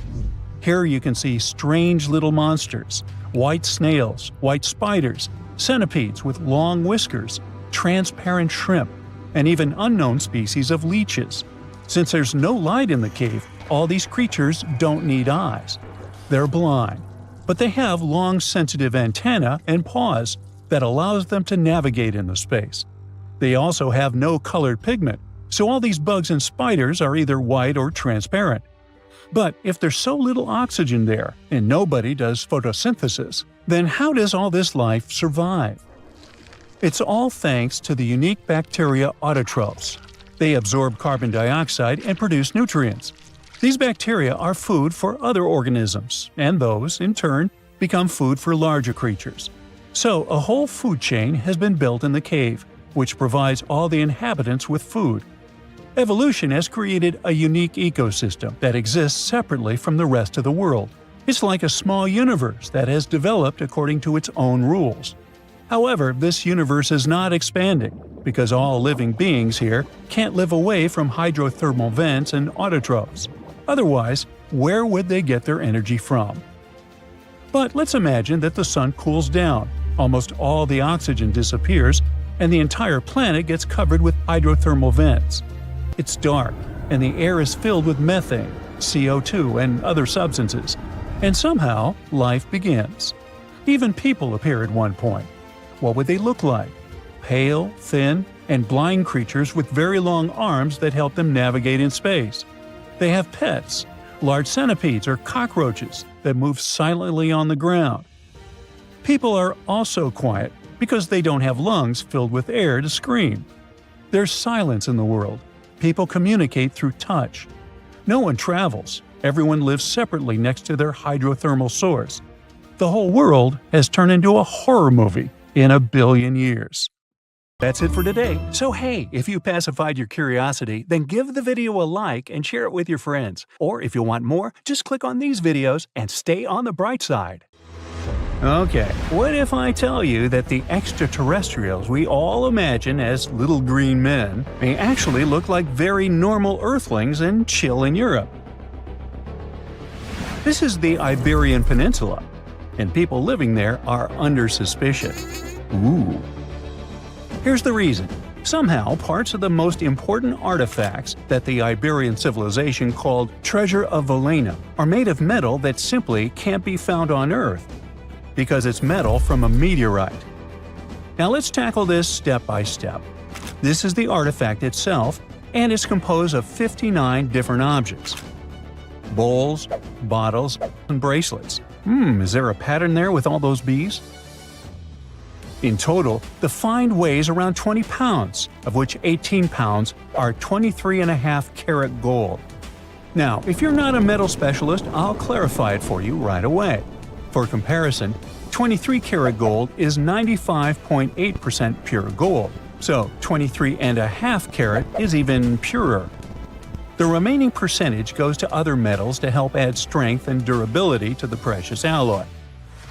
There was also silver, iron, and amber in that set. The artifact could have been pretty straightforward, but for these two, let's call them imposters.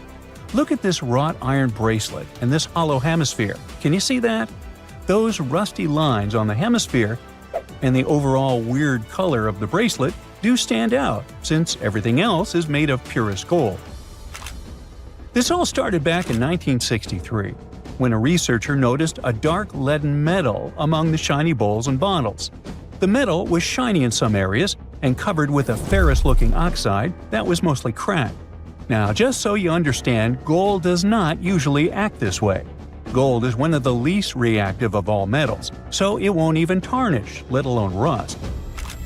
To figure out where this suspicious iron came from, researchers turned to mass spectrometry, which checks out the mass-to-charge ratio of molecules. Their findings showed that the nickel in the iron is similar to that found in meteoritic iron. Simply put, the bracelet and the hemisphere are of extraterrestrial origin. Ooh. Now, the exact age of the trove is hard to determine, yet it's crucial.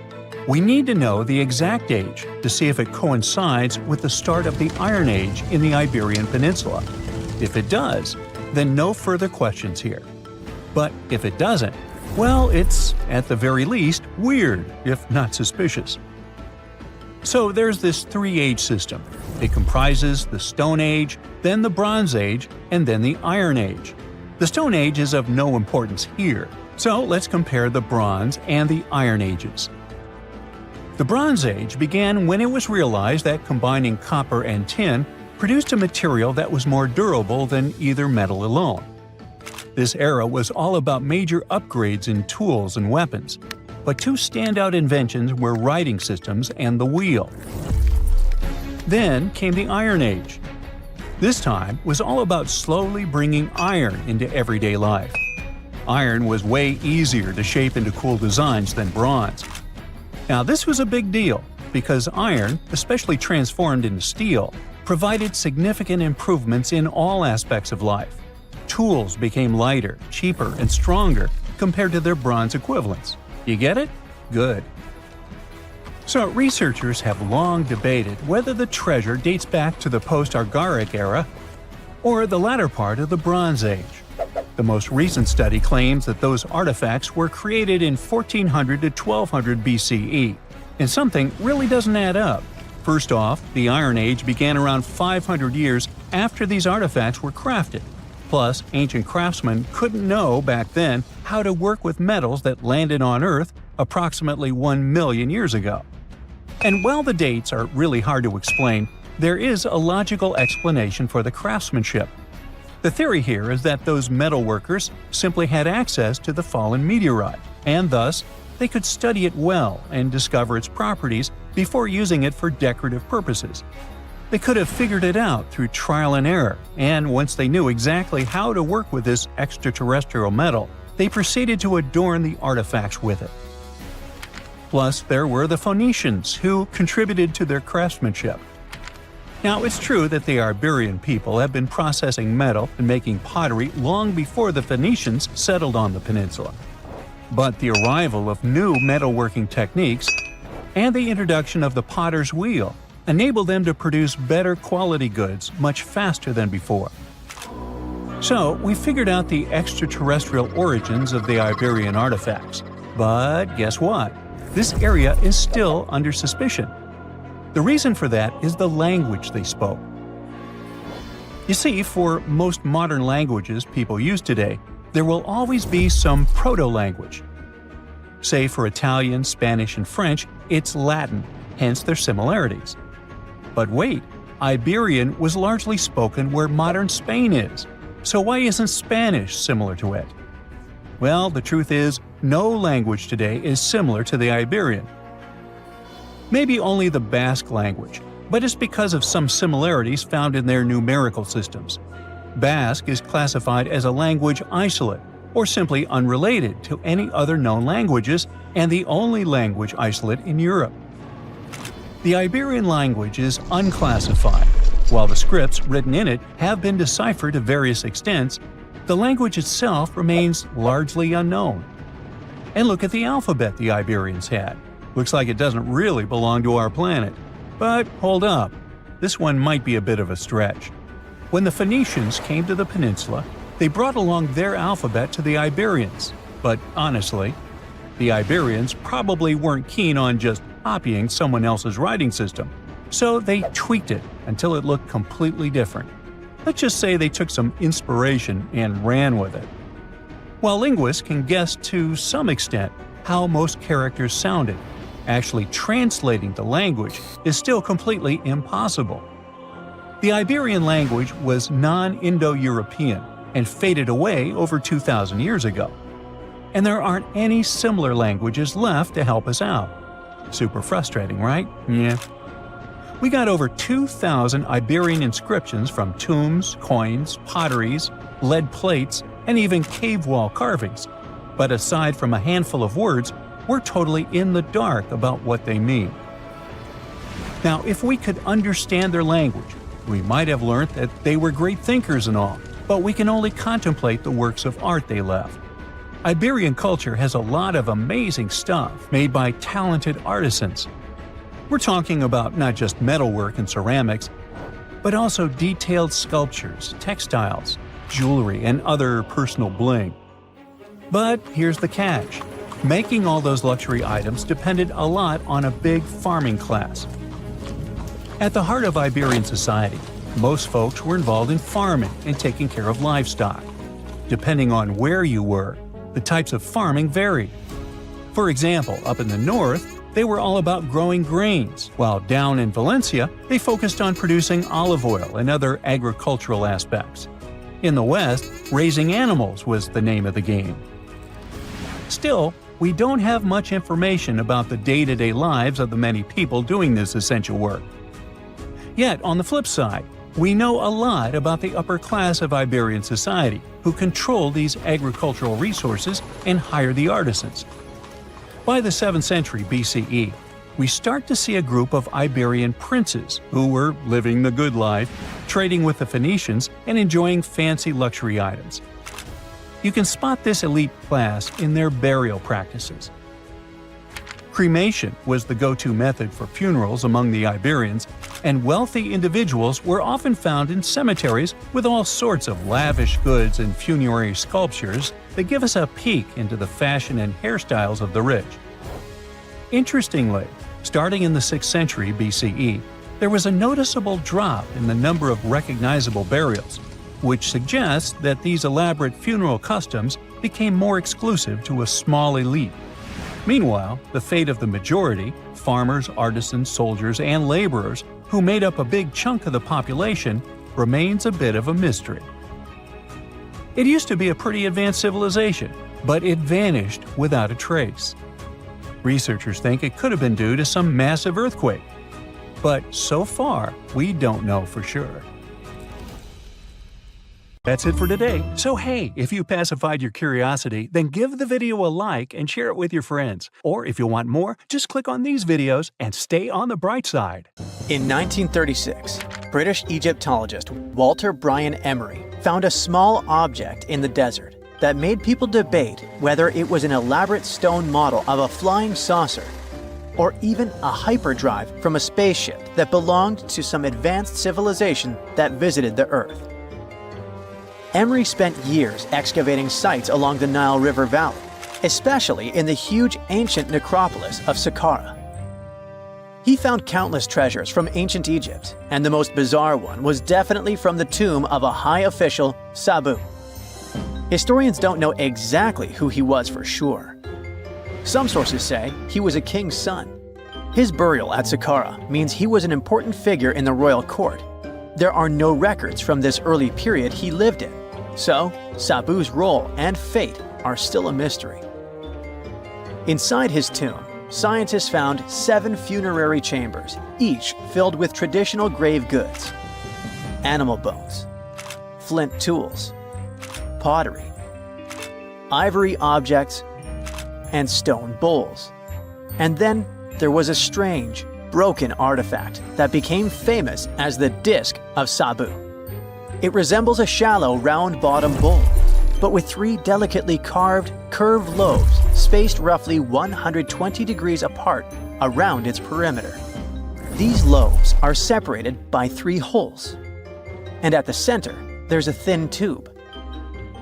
The material used to build the disc is meta-siltstone, or schist.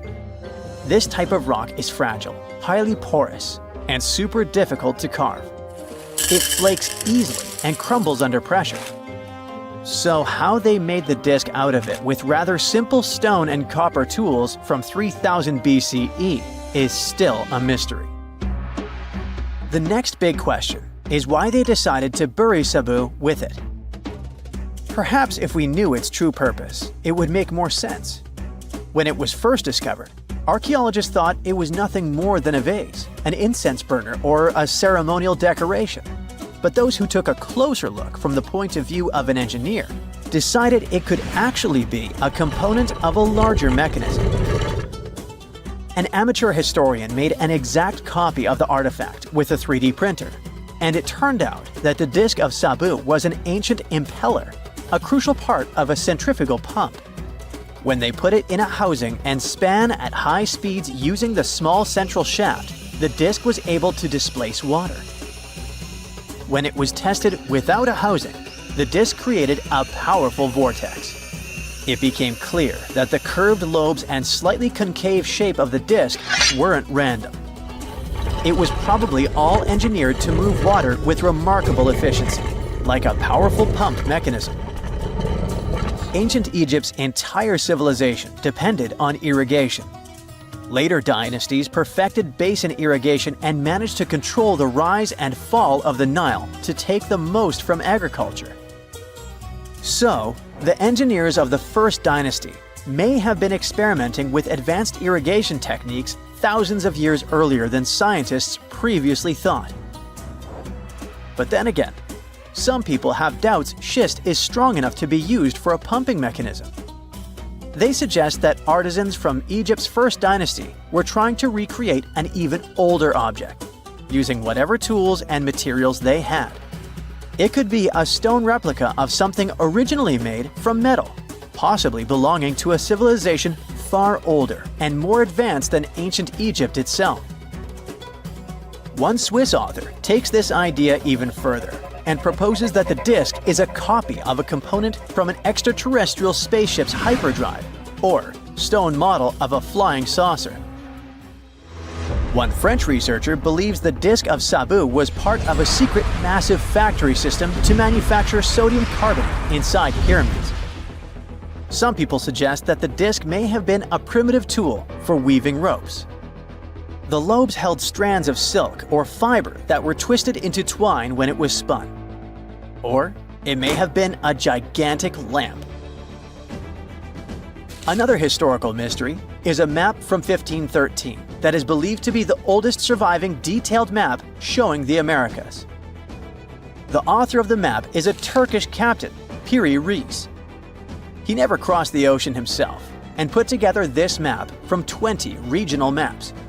He used an Arab map of India, 4 Portuguese maps showing India and China, and a map of America by Christopher Columbus as he saw it.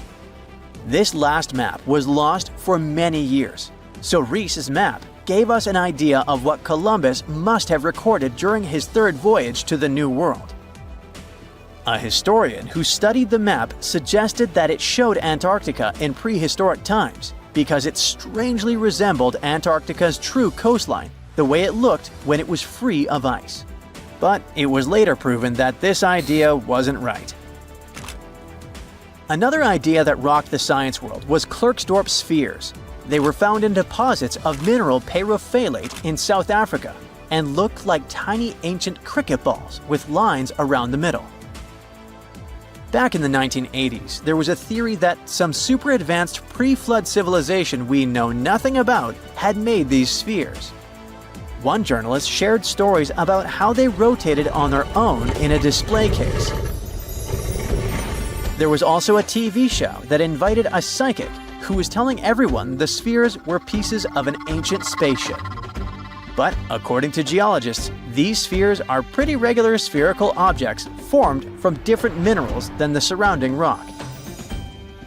The seam-like lines on them are just imprints from the host rock's layers building up over time. The Klerksdorp spheres come in different shapes, from flattened spheres to distinct discs. As for that episode when one of these spheres spun on its own, the curator of the Klerksdorp Museum cleared that up too. He said that when he put one sphere on its glass shelf when the journalist came to visit, The sphere rotated a bit because it's round. There are some gold mining activities going on nearby, so the land where the museum stands often experiences earth tremors. In a remote part of China, there are some bizarre pipe-like formations known as the Baigong Pipes. A local explorer found them back in 1996 protruding from Mount Baigong and along the shores of Tosan Lake nearby. Some people thought they were the work of ancient guests from other planets. When scientists tested samples of the pipe material, they found out that they contained mostly common minerals, but there was a mysterious 8% of unknown stuff. Some extra tests showed that these pipes had been there before humans. Chinese geologists later visited the site and suggested that these pipes were formed naturally over time. It was probably fossilized tree roots from the area's super green past. It's still a real mystery with no clear-cut answer. While digging a trench along a river in Romania, workers found a wedge, which is now famous as the aluminum wedge of Ajud, or the object of Ajud. Right next to it, there were some mastodon bones. Those distant relatives of elephants lived 11,000 years ago. So some people concluded the wedge is of the same age. The cool part is that it's made of aluminum, but this metal wasn't discovered until the 1800s. This material requires serious heat to produce. The wedge is said to be covered in a thick layer of oxide that's been sitting there for hundreds of years. Some folks believe this wedge must have crash-landed here on a spacecraft from some other planet. Some scientists think it's all a hoax, and others suppose it might be a human-made object with an unknown purpose. That's it for today. So hey, if you pacified your curiosity, then give the video a like and share it with your friends. Or if you want more, just click on these videos and stay on the bright side. No man shall ever find my tomb. That's what, according to rumors, Cleopatra once said. Rumor has it really wasn't about the gender.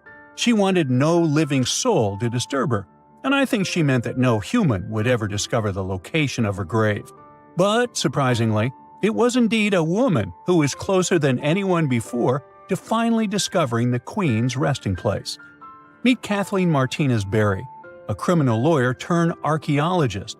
She got so intrigued with Cleopatra's story that she packed her bags and went to Egypt with no official support and even no permission from the authorities. All she had was pure determination to find the Queen's tomb. Now, you could say Kathleen had always been ahead of the game. She skipped grades in school, mastered piano, chess, swimming, and martial arts, and grew up listening to top intellectuals debating in her home. And she even got her law degree at just 19, and archaeology was her side passion. She had never actually been to Egypt, never dug up a single artifact. But her fascination with Cleopatra went all the way back to an argument with her father in 1990. That day, she walked into his library looking for a copy of Antony and Cleopatra by Shakespeare. Her dad, Fausto Martinez, a professor and legal expert, casually called Cleopatra a seductress. Kathleen wasn't having it. She fired back, arguing that history had been totally unfair to Cleopatra. The Romans, she said, wanted to destroy her reputation, and for centuries, people had just believed their version of the story. The debate went on for hours, and in the end, her father admitted maybe he had judged Cleopatra too harshly. That conversation changed everything for Kathleen. From that day on, she read every ancient text she could find, especially Plutarch's account of Cleopatra and Mark Antony. The more she learned, the more convinced she became that Cleopatra wasn't just some queen who fell for the wrong guy. She was a genius, playing a dangerous political game to keep Egypt independent. And the more she read, the more she started thinking, what if everyone had been looking for Cleopatra's tomb in the wrong place? That thought stuck with her. When she was caring for her second child, she earned a master's in archaeology. Multitasking. That reignited an obsession that would take over her life, uncovering the truth about Cleopatra. Even though most experts believe that Cleopatra's tomb, along with the final resting place of 13 other Ptolemaic rulers, lies somewhere beneath modern-day Alexandria, Dr. Martinez has a different idea. She believes Cleopatra was buried at Taposiris Magna, an ancient temple dedicated to Osiris, the Egyptian deity of the afterlife. But she still needed an ancient foundation plate. These plates, about the size of a smartphone, were placed beneath important temple structures and often contained inscriptions explaining when and why the temple was built. If she could find a plate that confirmed the temple was dedicated to Isis, Cleopatra's patron deity, she'd have solid proof that this was the right place to look. Nothing could deter Martinez. She excavated the entire temple site, digging deeper than anyone before her. Her team found coins with Cleopatra's name and face stamped on them. It meant Cleopatra had a direct connection to this site. Then, they uncovered something even more interesting: a tunnel used to bring water to people, leading straight from the temple into the Mediterranean Sea. So, if parts of the temple had already sunken into the water, could Cleopatra's tomb be down there too? Martinez needed proof to convince Egyptian authorities to let her search underwater. And, against all odds, she found the missing foundation plate. On it, the pharaoh offered a large area of Nubia to deity Isis. That was it, the confirmation she needed. The temple was indeed dedicated to Isis, proving her theory wasn't just speculation. If one temple was on land, Martinez suspected the second temple, possibly Cleopatra's tomb, had collapsed into the sea. She needed help from experts in underwater archaeology, so she reached out to Robert Ballard, the guy who discovered the Titanic.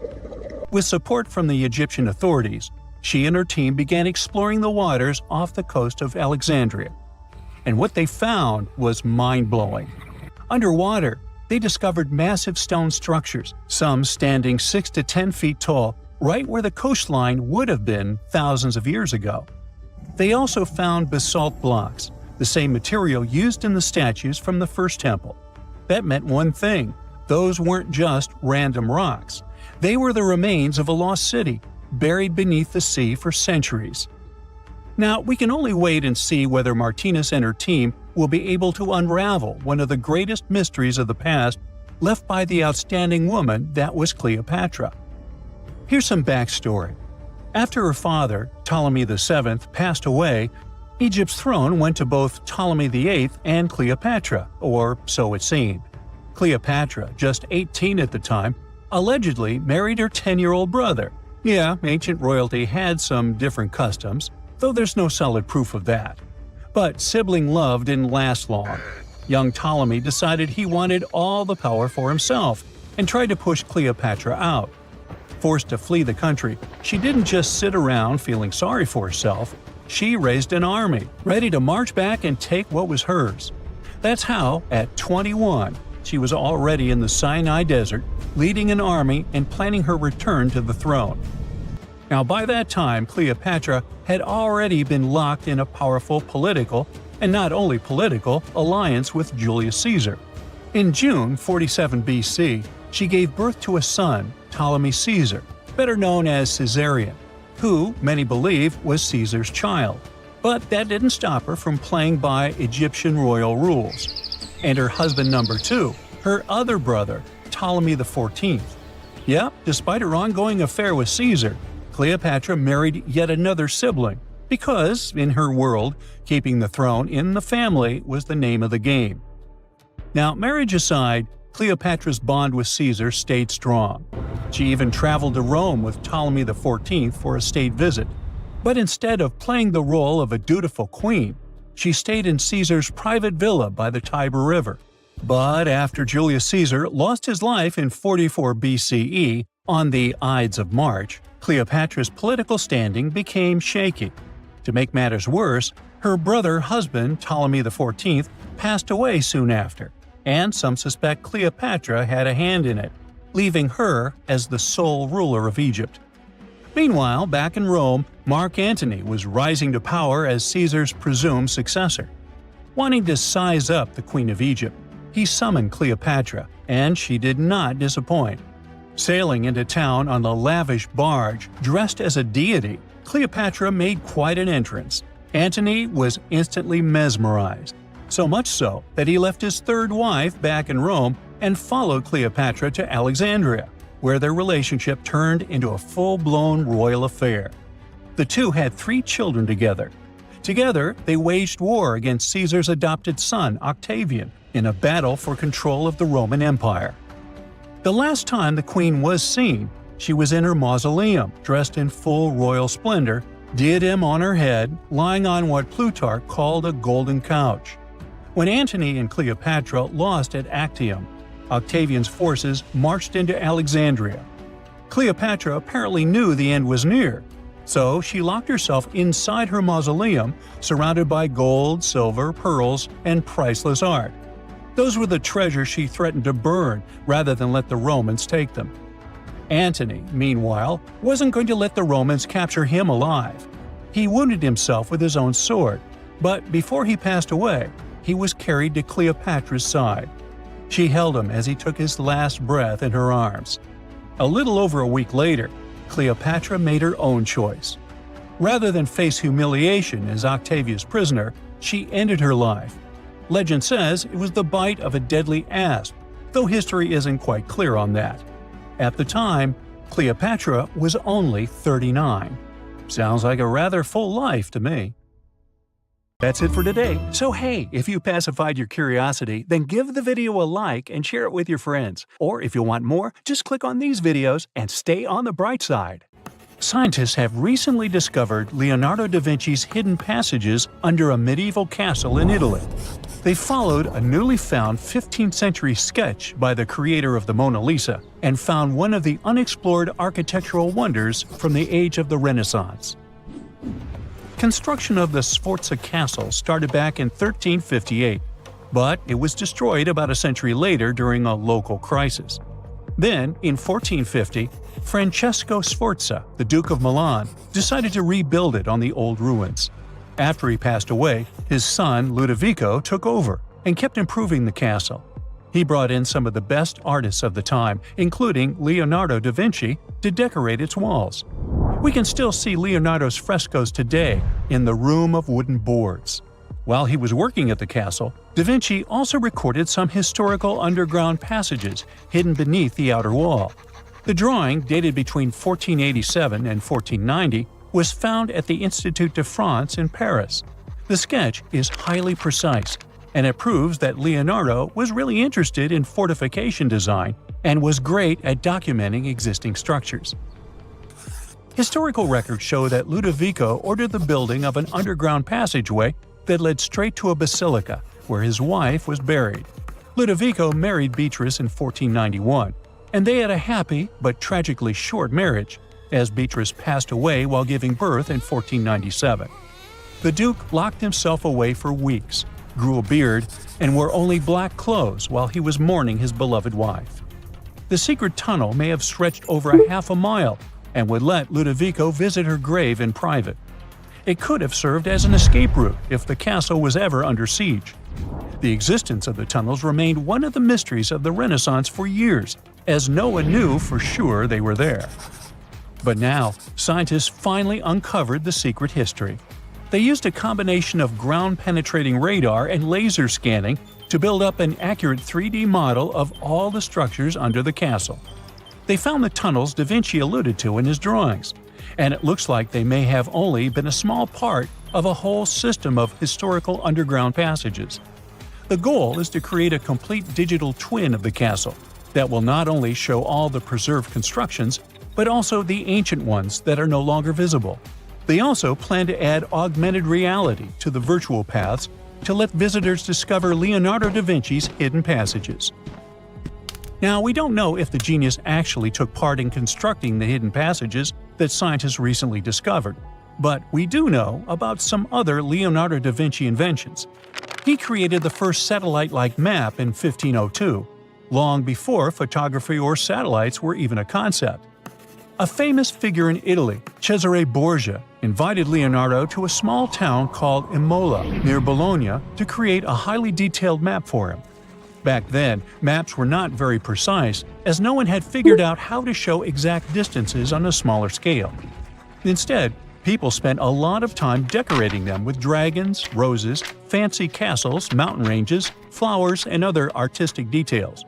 These maps look more like beautiful paintings meant to be displayed, rather than practical tools for navigation. But Cesare Borgia wanted something truly functional, and Leonardo managed to create something revolutionary in the field of cartography. If you compare satellite images of Imola today with Leonardo's map, the similarities are striking. He captured every alley, curve of the streets, roadways, and even the exact sizes of the buildings. And he did it all by hand, using just a pencil, ruler, compass, and several of his own clever inventions. To gather all the necessary data, the genius walked through the streets for weeks using a large wheel that spun as he moved, recording the distance with a cable. Using the magnetic compass, he determined precise directions. He also developed a tool called the bussola, which measured angles inside a circle.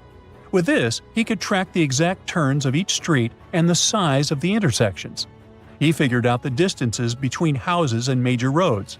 Then, back at home, he used his notes and calculations to draw the map to scale with incredible precision.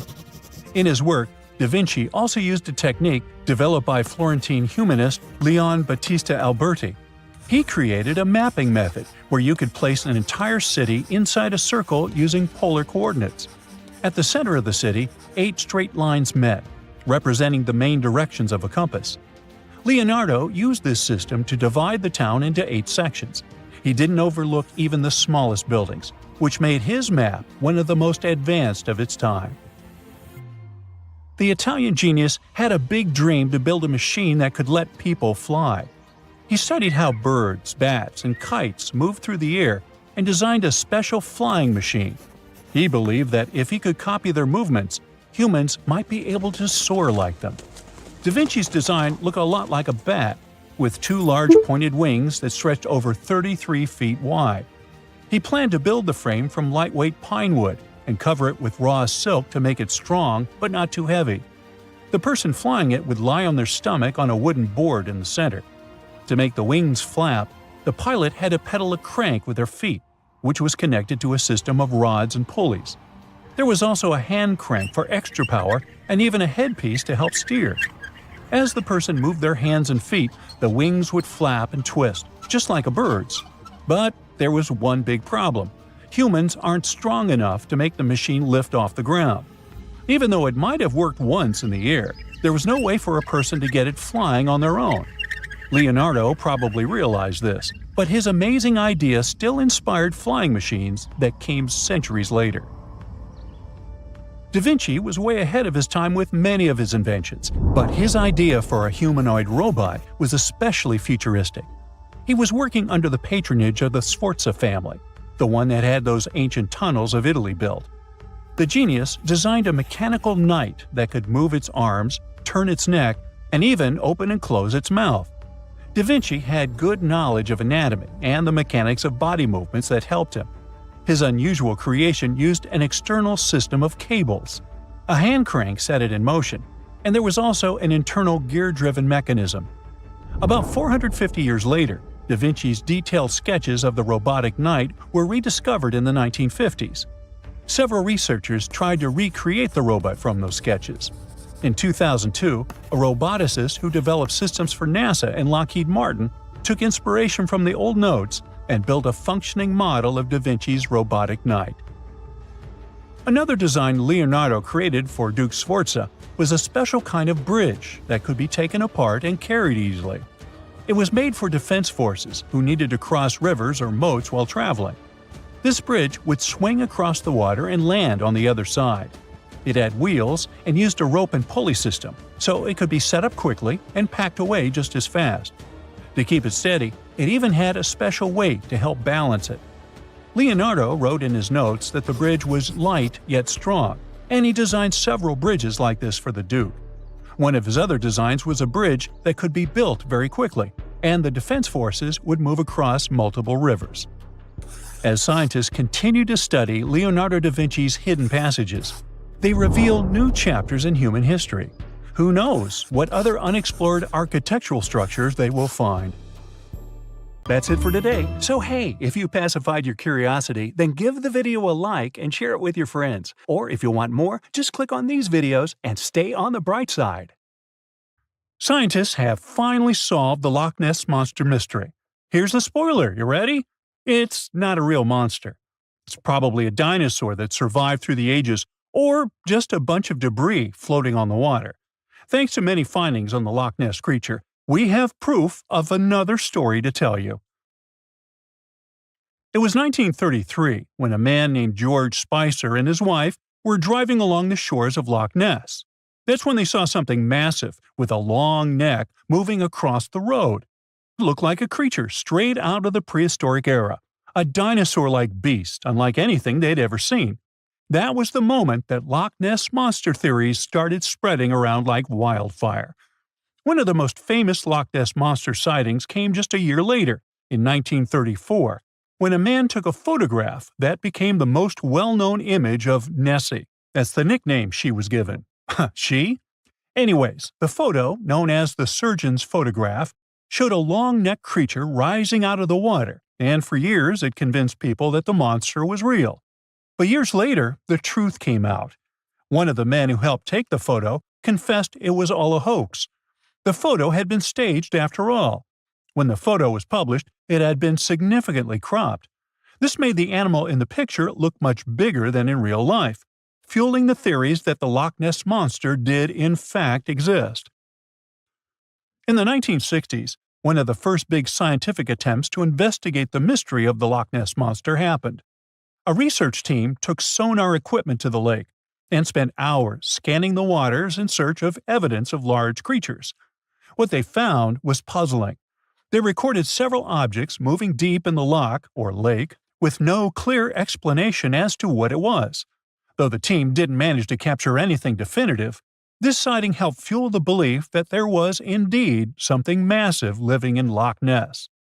After that, research about the mystery of the Loch Ness Monster kept popping up. In 1972, with the help of underwater photography, some researchers managed to capture strange images, which got people's hopes up for a minute.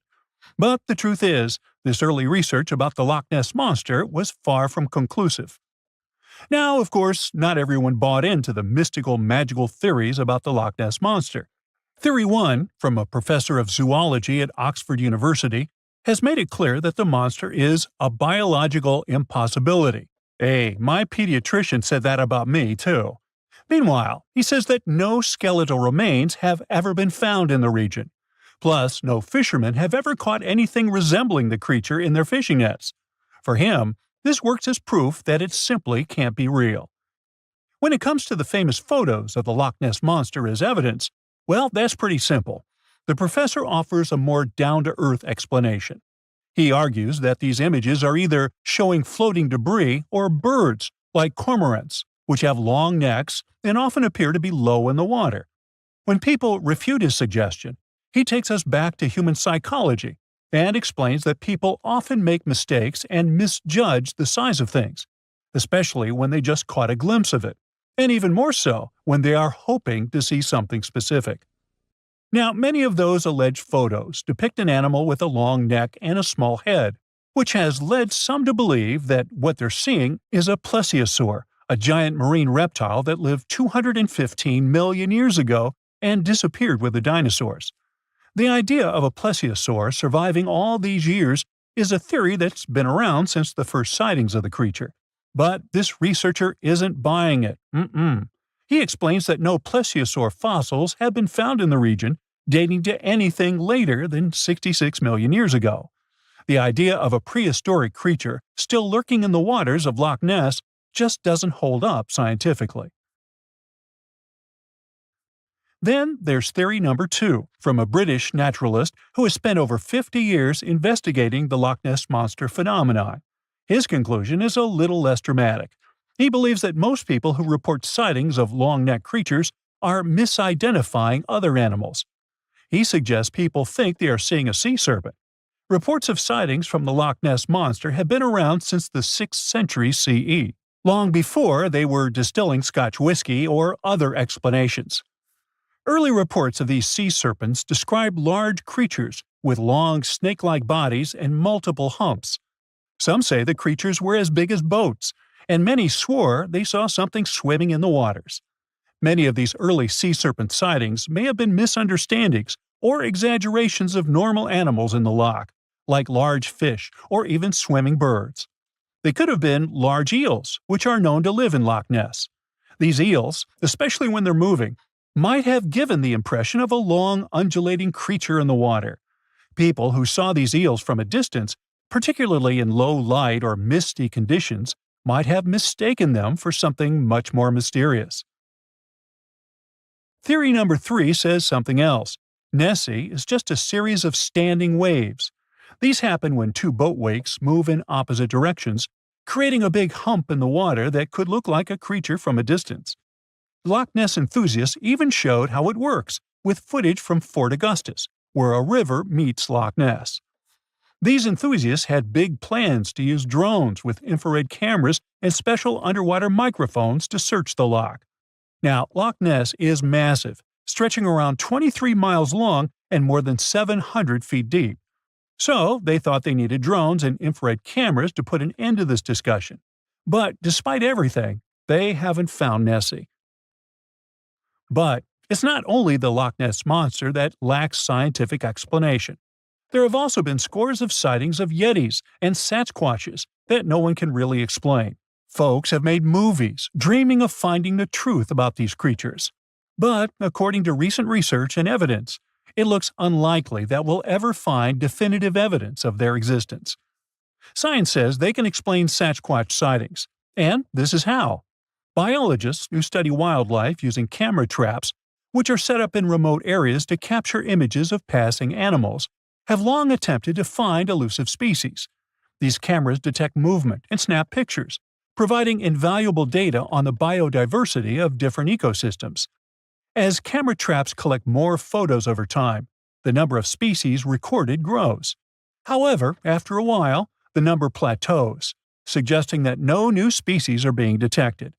While it's impossible to claim 100% certainty, researchers say that after significant camera deployment, it's safe to say the likelihood of discovering new species, especially large ones like Bigfoot or the Yeti, drops significantly. Camera trap studies have been running for years in regions where these creatures are rumored to live, but so far, no conclusive evidence has surfaced. Instead, the supposed proof of Bigfoot or the Yeti often comes from blurry photos or shaky videos taken by individuals who claim to have encountered them. The scientific understanding of biology also makes the existence of Bigfoot highly unlikely. Often described as a great ape, Bigfoot would have had to evolve in North America.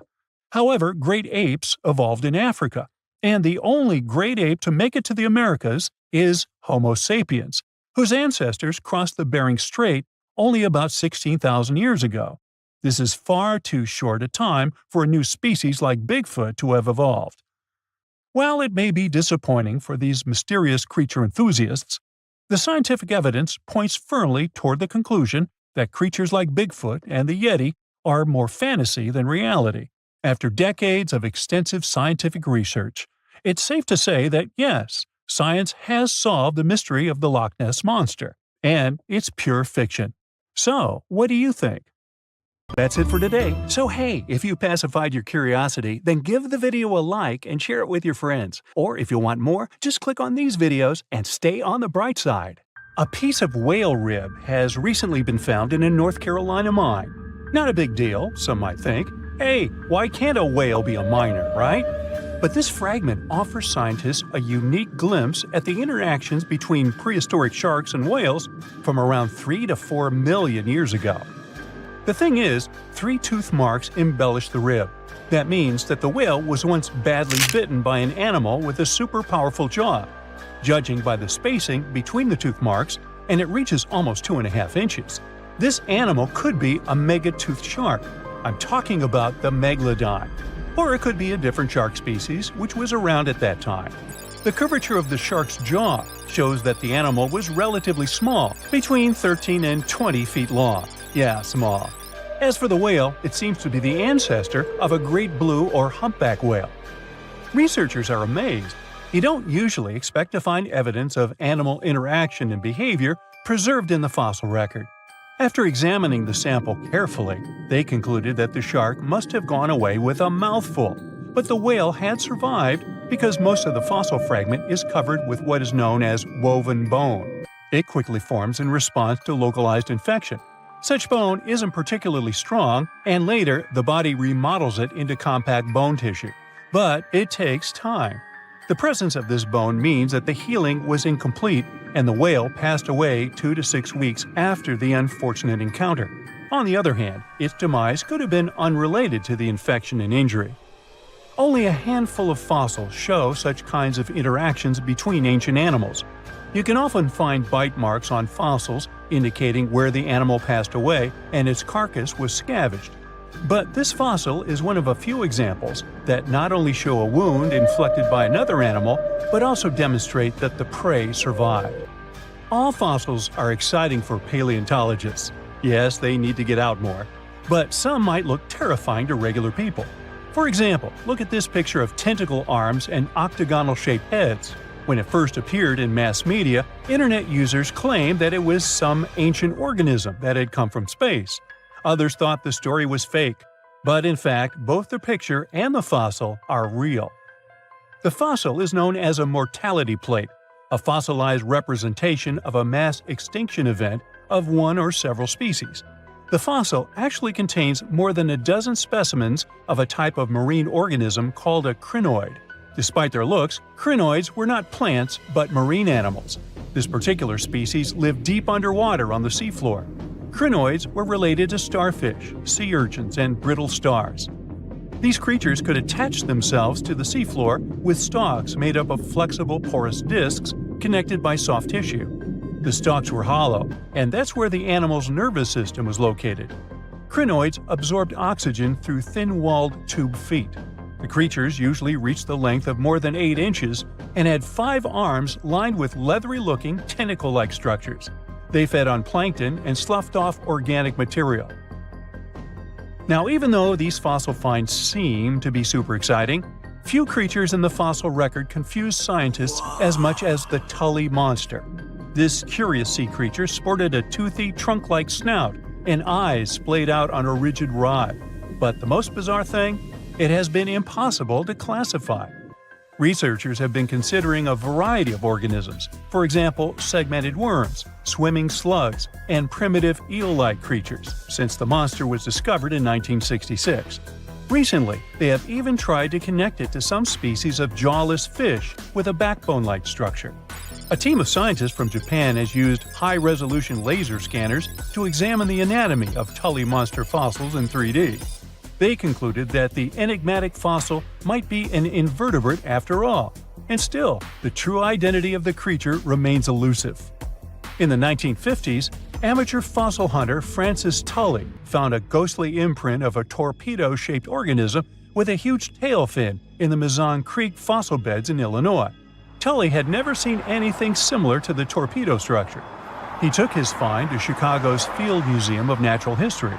Paleontologists working there were baffled as well. Since then, scientists haven't been able to determine where the creature fits on the phylogenetic family tree, or where they should spend Thanksgiving. In 1741, an explorer and captain named Vitus Johansen Bering led an expedition to map the coast of Alaska. The ship he was on got shipwrecked on what later became known as Bering Island, and they got hungry. Half the crew survived thanks to the discovery of an extremely large sea cow. With the meat of these animals nourishing them, the sailors managed to build a small ship from the wreckage and return home. On their way back, a scientist who was among them spent his time documenting the animals and plants they had found. The sea cow was particularly interesting because without it, the crew wouldn't have survived. These animals were more than 26 feet long and weighed around 10 tons. All sea cows are member of the order Sirenia, marine mammals more closely related to elephants than cows. The scientists described them as having black skin, a small head, and stubby forelimbs. Those sea cows floated on the water's surface, munching on kelp. After the information about these animals became widespread, sea otter fur trading expeditions made use of that convenient depot en route. Sea cows were docile and could be easily hunted. Long story short, within 27 years after the scientists mentioned those animals, they were driven to extinction. But it's not the saddest part. The fossil record reveals a much deeper and darker history. Fossils of sea cows have been discovered all over the world, from Japan to Mexico. It means that the animal once thrived in the vast kelp beds around the entire North Pacific Rim. That small population discovered by the expedition was probably the last remains of a once much larger and way healthier population. More likely, Aboriginal hunting had already reduced the numbers of these animals to near extinction levels, and the final blow came from Western hunters. The living close relatives of those ancient sea cows are rarely hunted today. Still, they're under threat of extinction themselves. To some, this amazing fossil might look a bit disturbing. Slaves' lentils are fossils that belong to animals called Numalites. They lived and thrived in a warm, shallow sea covering part of Egypt around 40 million years ago. The name Numalites hints at the fact that larger specimens resemble coins, and in Egyptian folklore, they're even referred to as angel's money. These creatures have a simple, single-celled structure, which contrasts with their super intricate skeleton. Look at this series of spiral overlapping whorls. Each whorl is divided into countless tiny chambers. Numalites can grow to be 4 inches in diameter, and still, they are the fossils of single-celled animals related to amoeba. How and why did they grow to be so large? The reason could be their symbiotic relationships with other smaller organisms. In the case of modern species, such symbionts are tiny golden-brown single-celled algae called diatoms. The shells of Numalites are relatively transparent, and since they're flat, there's a large surface area for the light needed for the diatoms to photosynthesize. For some reasons, scientists are still debating about them. The presence of plant symbionts in animals dwelling in the sea encourages the growth of a calcareous skeleton in hosts. So, the gigantic size of the Numalites in Egypt could be due to their close relationship with symbiotic diatoms. Does that make sense? Fun fact: a species of Numalites evolve very fast, and their fossils change from one layer of sediments to the next. So the limestone used for the pyramids of Giza are so packed with such fossils that it's known as nummulitic limestone. This limestone also contains 2 kinds of Numalites, the smaller slave's lentils and the larger angel's money. But those are not different species, but rather different stages in the life cycle of a single species. That's it for today. So hey, if you pacified your curiosity, then give the video a like and share it with your friends. Or if you want more, just click on these videos and stay on the bright side.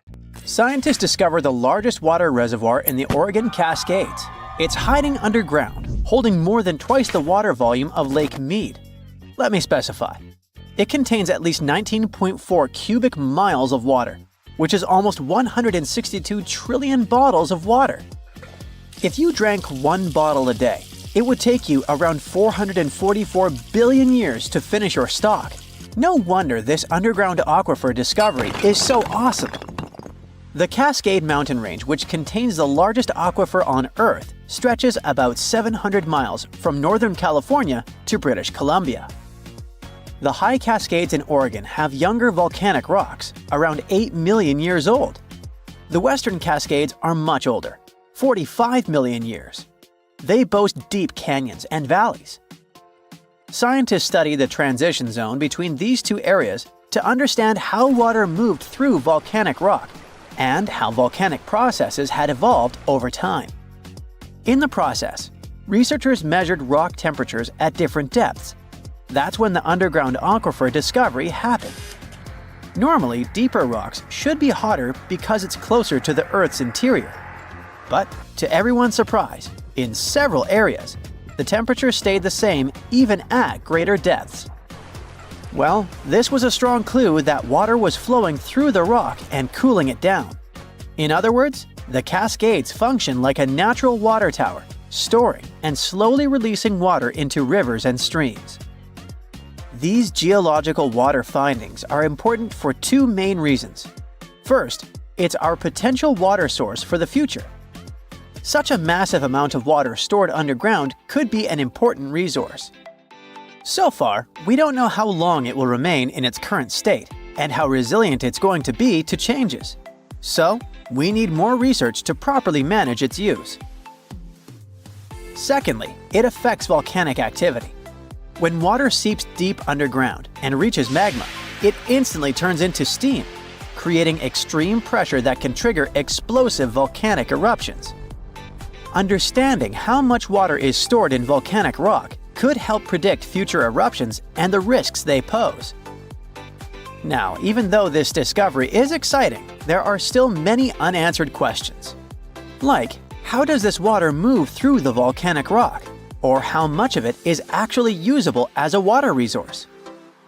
Since this underground reservoir depends on rain and snow, a series of dry years could cause big problems for both water supply and volcanic stability. Researchers are now working to understand the full impact of the Cascades volcanic water reservoir and how to manage it responsibly. But let's look closely at the geological wonder that is the Cascade Range. Picture this: a massive mountain range stretching all the way from Northern California up to British Columbia, cutting right through the middle of Oregon.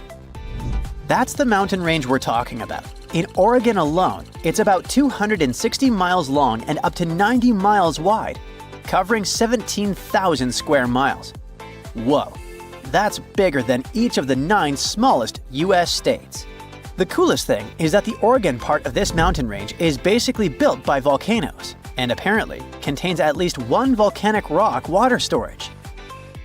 The range itself exists because of something called the Cascadia Subduction Zone, where the Juan de Fuca tectonic plate, a chunk of Earth's crust under the Pacific Ocean, is slowly getting shoved beneath North America. As it sinks, the intense heat and pressure force water out of the oceanic rock. It lowers the melting point of the surrounding mantle and creates magma. That magma rises up and fuels the Cascade volcanoes. This is part of the Ring of Fire, the giant belt of volcanoes circling the Pacific. So, in a way, the Cascades are part of a much bigger volcanic system that's constantly shifting and changing. The Oregon Cascades are actually made up of 2 completely different zones, the Western Cascades and the High Cascades, and they look nothing alike. The Western Cascades are the older part. They formed around 45 million years ago. These mountains are rugged and deeply carved up by rivers. Some canyons are as deep as 3,700 feet. This part of the range used to be volcanically active, but over time, erosion has taken over, reshaping the land. The High Cascades, on the other hand, are much younger and way less eroded. Around 8 million years ago, the volcanic activity shifted, and new eruptions filled in old canyons, smoothing out the landscape. Eruptions kept piling up fresh lava, and rivers in this region didn't have as much time to create deep valleys like they did in the Western Cascades. That's why if you look at the 2 regions side by side, one looks jagged and carved up, while the other looks smoother and more built up. Some of Oregon's most famous volcanoes are located in the High Cascades. I'm talking about Mount Hood, Mount Jefferson, the Three Sisters, and Crater Lake, which actually formed when Mount Mazama erupted and collapsed in on itself. Unlike smaller volcanoes that pop up, erupt for a bit, and disappear over a few months or years, these giant volcanic centers have been active for thousands of years. And because they've been around for so long, they have way more complex magma systems. They produce everything from basalt, which is a runny, fast-moving lava, to andesite, dacite, and rhyolite. And rhyolite is the type of magma that leads to huge explosive eruptions. So while some of these volcanoes might just ooze lava, others have the potential for devastating blasts. Another amazing thing about these long-lived volcanoes is that their underground magma chambers stay hot for a really long time. That's why the Cascades are one of the best places to tap into geothermal energy. There's a ton of heat just sitting beneath the surface, waiting to be used. Oh, and don't forget about the Cascades volcanic water reservoir. Who knows how we will use it in the future? Now, we already know that the Cascades are part of the magnificent Ring of Fire, Earth's most explosive zone. Imagine a massive horseshoe-shaped belt wrapping around the Pacific Ocean, stretching for about 25,000 miles. It's one of the most geologically active areas on the planet. This is where Earth's tectonic plates are constantly shifting, colliding, and grinding against each other, creating some of the world's most powerful earthquakes, volcanic eruptions, and deep ocean trenches. The Ring of Fire follows the meeting points of multiple tectonic plates, and they all surround the giant Pacific Plate. These plates aren't just sitting still, they're always on the move, pushing against or sliding beneath each other at their boundaries, known as fault lines. When this happens, you get everything from deep-sea trenches to towering volcanoes and violent earthquakes. One of the most extreme examples of this activity is the Mariana Trench, located east of Guam.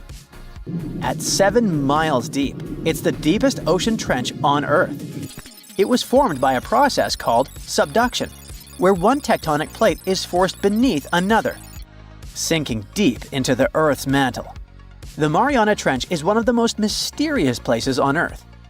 It's insanely deep, with crushing pressure and total darkness. So for a long time, people thought nothing could live down there. But it turned out that life existed even at the very bottom. In 2005, scientists found a tiny single-celled organism in the Challenger Deep, the deepest part of the Mariana Trench. They also came across colorful rocky formations and weird sea cucumbers. The Mariana Trench also has hydrothermal vents, which are basically underwater hot springs. Even though the water there is super hot and acidic, strange creatures and microscopic life forms still manage to survive there. The Ring of Fire is also responsible for 90% of the world's earthquakes.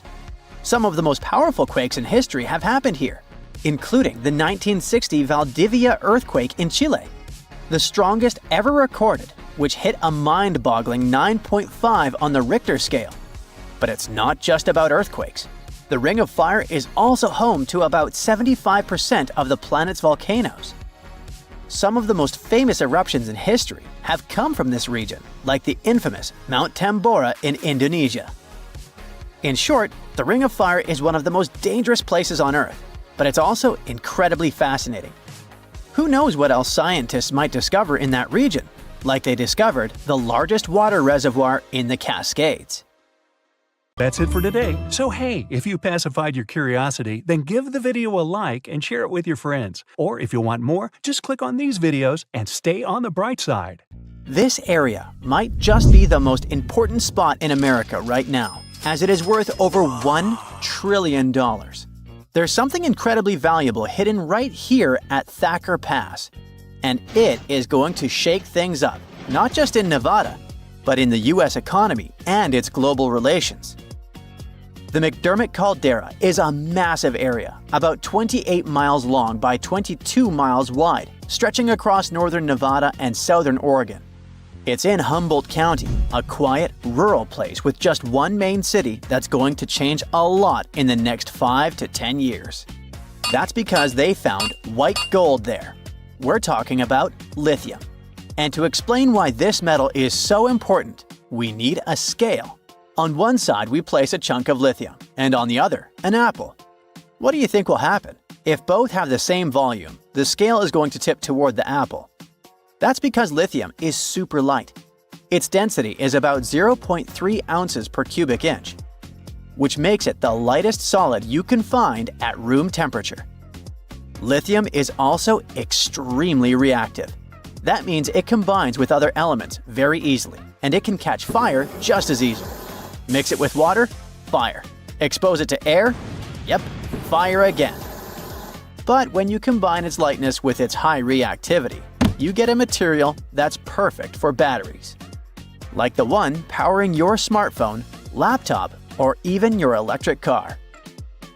Nevada's been hiding this treasure for about 16 million years. The McDermott Caldera used to be a volcanic hotspot, spewing molten rock and creating a huge lake filled with mineral-rich waters. Over time, that lake dried up, leaving behind thick layers of clay loaded with lithium. Right now, Thacker Pass Mine is sitting on one of the biggest untapped lithium reserves in the world, worth about $1.5 trillion. If everything goes as planned, They expect it to produce about 40,000 tons of high-quality lithium a year. And that's enough to make batteries for up to 800,000 electric cars. Like I mentioned earlier, this metal is the backbone of modern batteries. And with the world racing toward green energy, the demand for lithium is skyrocketing. Since 2020, its price has gone up more than 10 times, making it the most expensive battery metal in the world.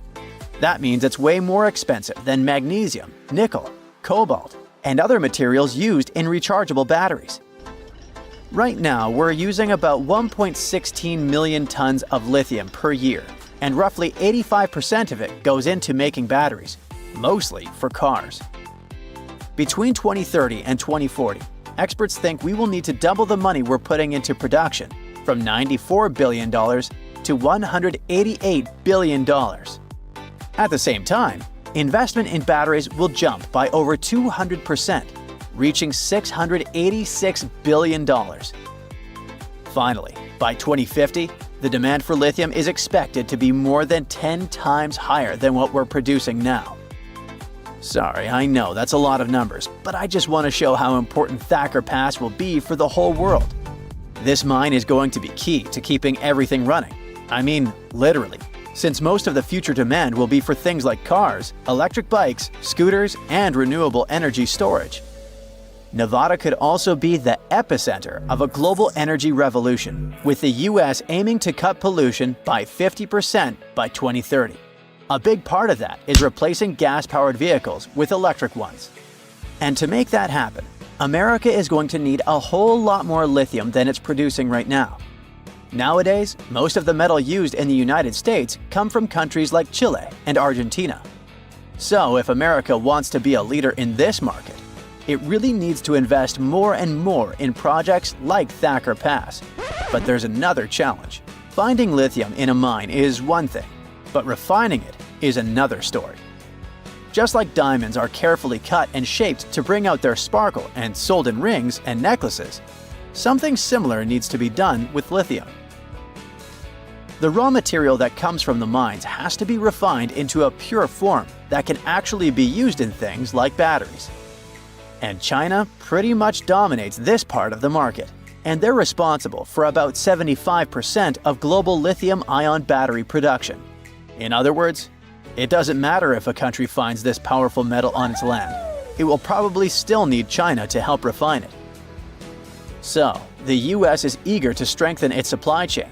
In fact, they're so excited about this possibility that authorities have invested over $2 billion in loans into the Nevada project. Because of that, Thacker Pass could make the US a leader in lithium production worldwide. If their estimates are right, the McDermott caldera could hold nearly half of the world's known lithium reserves. It would almost double the reserves found in Bolivia's salt flats, for example, which used to hold the record for the world's largest deposit. This discovery is about to change Humboldt County for good. Those quiet streets surrounded by nature will never feel the same again. The mine will need about 2,000 workers, who will probably move there from other cities. Those workers will need houses, hospitals, schools for their kids, and all the necessary services. Do you see how it's like a ripple effect? For every person hired to work on the project during construction, 6 more people will get hired in the state to support them. Thacker Pass is also going to have a huge impact on the economy, not just in Nevada, but all across the country. People expect the mine to be active for 35 years, and each year, it's expected to generate over $2 billion. But here's the thing. In Thacker Pass, they'll be extracting lithium from clay, and this process has never been done on such a huge scale before. So it's kind of a hit or miss. But if it works, it could completely change the industry. Big question. Who's interested in all this? Well, we've got 3 big companies eyeing the lithium market in the US. First, there's ExxonMobil. The oil giant wants to start producing lithium by 2027, and they have plans to become the top supplier for electric vehicles by 2030. Then there's General Motors, the company behind big car brands like Chevrolet and Cadillac. They're so interested in this business that they agreed to pay $625 million for a 38% stake in Thacker Pass. And finally, Tesla. In 2023, they started building a factory in Texas to process lithium. It's all part of their plan to handle more of their supply chain themselves. Now that you know how important lithium is, you might be wondering, what if we run out? Well, that could happen, since it comes from mining and, just like gold, is a finite resource. But that doesn't mean we'd have to give up smartphones or electric cars. If we ever run out of this metal, we'd probably find new ways to produce batteries. In fact, some experts think thermal batteries could be the next big thing. They store extra energy from renewable resources like wind or solar power, which are very cheap. So they represent a new way of storing energy at a small fraction of the cost. Nowadays, they're primarily used for powering the production of steel, cement, and chemicals. Thermal batteries are also being used to heat and cool large buildings. However, more and more projects are focusing on bringing this technology into private spaces, like houses and apartments. Experts are optimistic that initiatives like these could make thermal batteries as well known as electric batteries, and they might soon become a regular part of our daily lives. That's it for today. So hey, if you pacified your curiosity, then give the video a like and share it with your friends. Or if you want more, just click on these videos and stay on the bright side. We all know that space missions come with a hefty price tag. To break it down, a ticket to space for an astronaut starts at around $20 million and can soar up to $50 million. NASA may be a well-funded organization, but you can bet they're always on the lookout to cut costs and save millions wherever they can. Plus, NASA has long realized they do not need to go to Saturn's moon to study if there's life there. We already have the suitable conditions for extraterrestrial life in Wyoming. If that resonates with you, then you already understand why NASA is so interested in Yellowstone. To explore life beyond Earth, we need to study environments that mimic extraterrestrial conditions. That's where all those hot springs come into play. Now, it's not the entire park that piques NASA's interest. Let's leave the bears, moose, and other Earthlings to our local biologists. The real hotspot is the geysers, where microbial life flourishes. Oh, by the way, Yellowstone has more geysers and hot springs than the rest of the world combined. In some of them, water can reach temperatures as high as 192 degrees Fahrenheit. You might think, hey, that's only good for steeping tea. But here's the thing. Life in the form of microbes not only survives but thrives in these extreme conditions, having adapted specifically to them. So, could these microbes help us find life on other planets? Absolutely. Now, let's shine the spotlight on the real superstar, the Grand Prismatic Spring. It's packed with silica, which gives it that stunning color. Silica reflects sunlight, especially the blue wavelengths, which is why it looks so vibrant. The coolest part, though, is not the color, but the fact that this spring can teach us a lot about how life evolved. Way back around 4.5 billion years ago, I wasn't around then, living things didn't know how to harness energy from sunlight yet, so they were using chemical processes instead, just like they do now at the Grand Prismatic Spring. But why are we talking about other planets? Well, if life on Earth kicked off in a comparable way to what we see in Yellowstone, there's a good chance we could find something similar elsewhere in the universe. And if we could nail down exactly how life started here, we could really fine-tune our search for life on other planets. Geysers, very similar to those in Yellowstone, can be found on moons like Enceladus, which orbits Saturn, and Triton, which is a moon of Neptune. But how do they compare to the geysers we see in Yellowstone? Well, back in 1989, NASA's Voyager 2 spacecraft made a groundbreaking discovery when it spotted geysers on Triton. This was the first time anyone had seen a geyser outside of Earth, not counting the volcanic eruptions on Jupiter's moon, Io, that were found by Voyager 1 in 1979. Since then, more geysers have been found on other moons in our solar system. In Yellowstone, geysers are heated by hot water from deep within the Earth. However, geysers on some of the outer moons get their heat from tidal forces. the gravitational pull from the big planets they orbit. You know how ocean tides on Earth are affected by the moon and the sun? Well, these moons experience something similar, but on a much larger scale. Beneath the icy surfaces of these moons are warm, salty oceans that stay liquid because the thick ice above keeps them insulated. As the moons move closer and further from their parent planets, the constant tugging creates heat, causing the warm water below to shoot out into space whenever there's a crack in the ice. This icy crust and the warm water underneath are a bit like a frozen pond on Earth.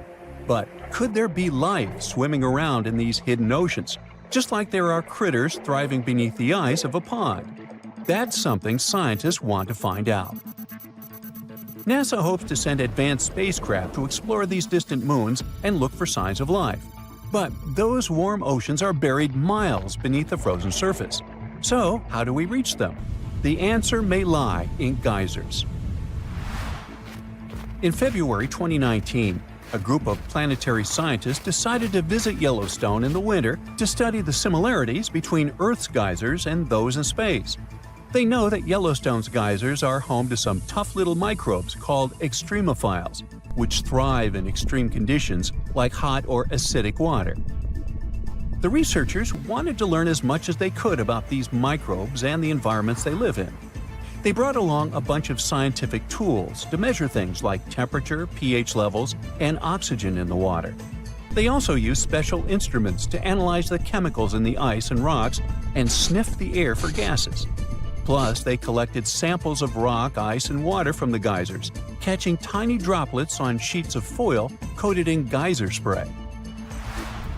Their main target was the Great Fountain Geyser in Yellowstone's Midway Geyser Basin, which puts on a spectacular show 2 to 3 times a day. However, visiting in winter posed some challenges. Some scientists were delayed by snowy weather, arriving late at night right before they were supposed to enter the park. Then their SUV got stuck in a snowdrift and had to be rescued by a snowplow. The next day, riding in a snow coach, the team had to trudge through deep snow for nearly a mile to reach the geyser, keeping an eye out for elk, bison, and even bears. As they made their way to the Great Fountain Geyser, they took breaks to gather samples and measurements from other interesting pools along the way, like Lemon Pool and Surprise Pool. Even though Yellowstone feels remote, it's not nearly as far away as places like Enceladus and Triton. It's a unique natural laboratory that can teach us a lot about life on Earth and potentially beyond. Oh, as for labs, the Great Prismatic Spring may count as one. Look at these guys. Under the microscope, they look like matches.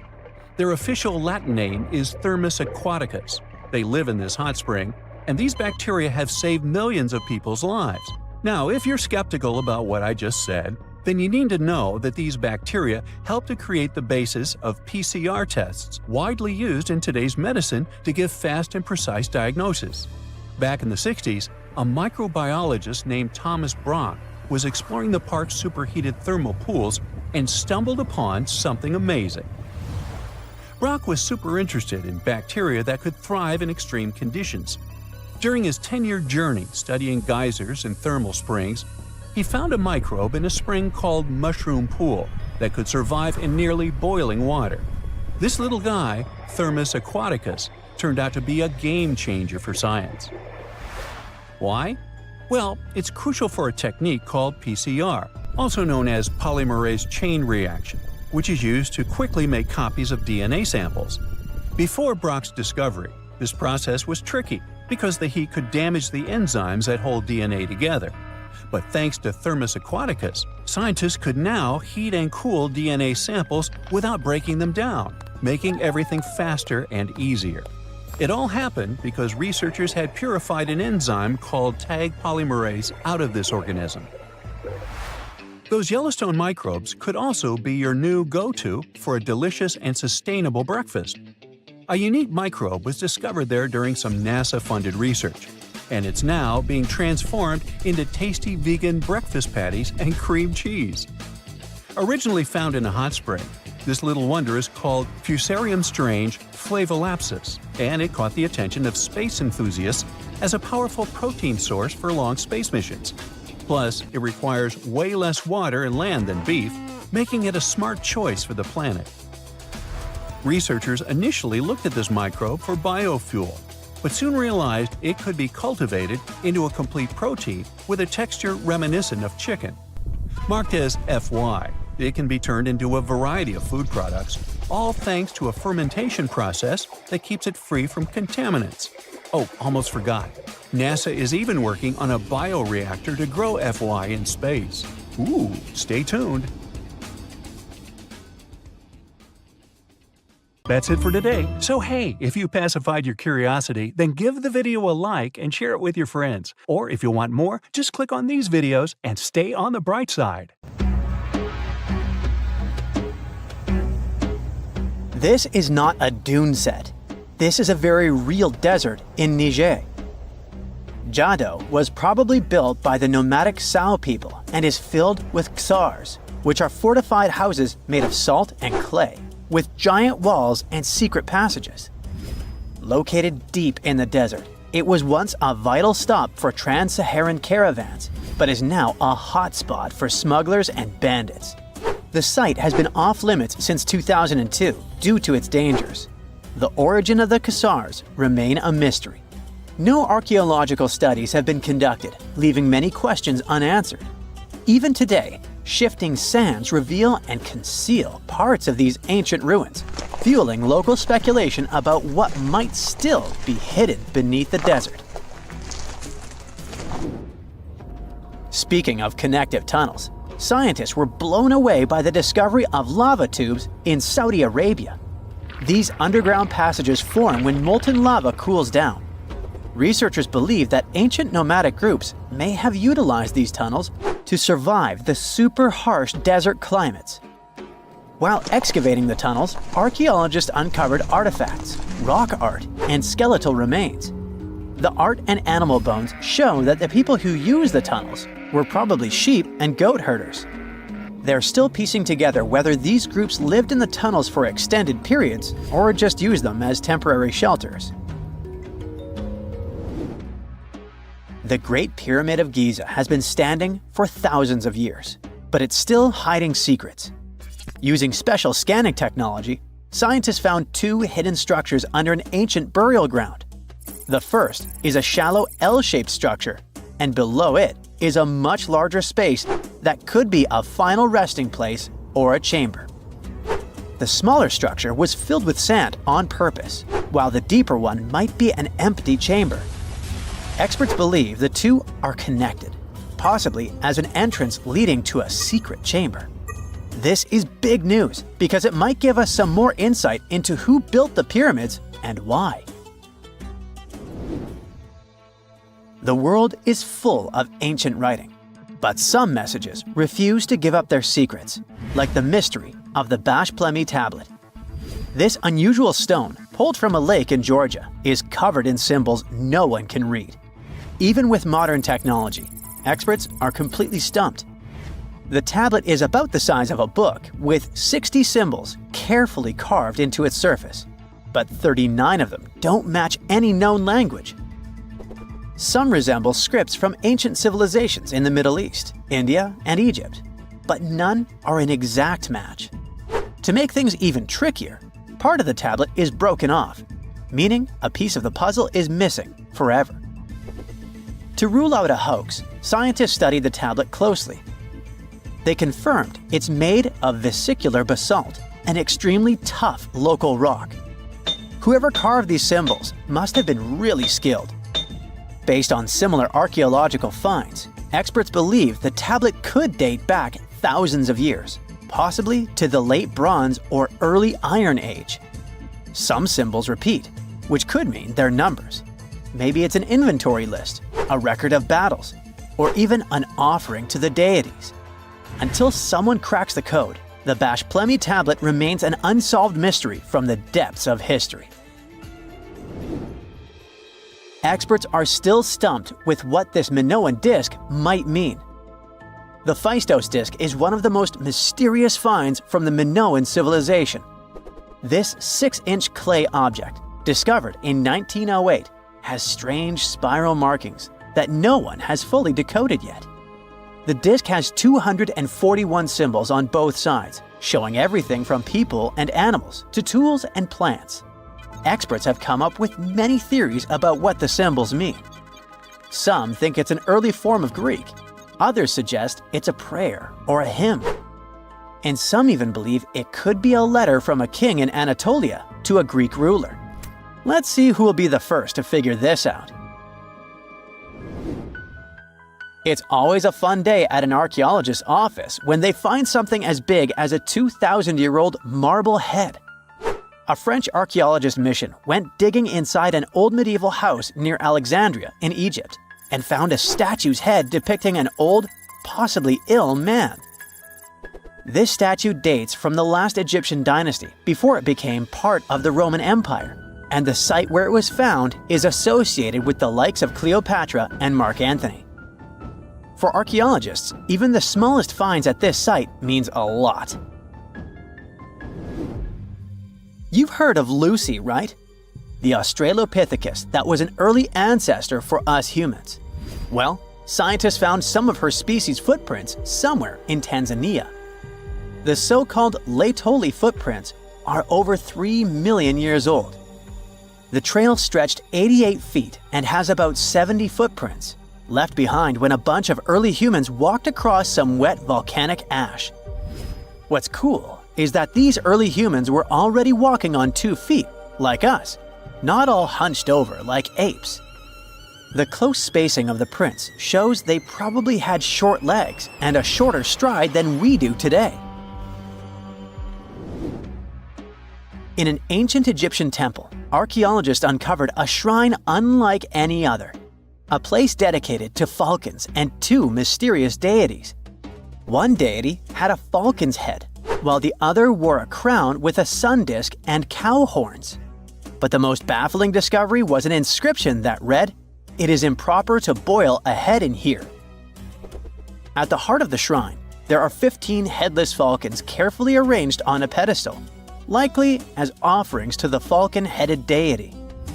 One theory suggests the birds were boiled first, perhaps to pluck their feathers, before being placed in the shrine, following the strange rule carved into stone. Archaeologists also found a 13-inch iron harpoon nearby. Its true purpose remains unknown, although the shrine also held remains of fish, mammals, and bird eggs, suggesting that the rituals may have included feasting. And speaking of ancient Egypt, meet Hathor. Scientists named her after the ancient Egyptian deity of motherhood, music, and singing.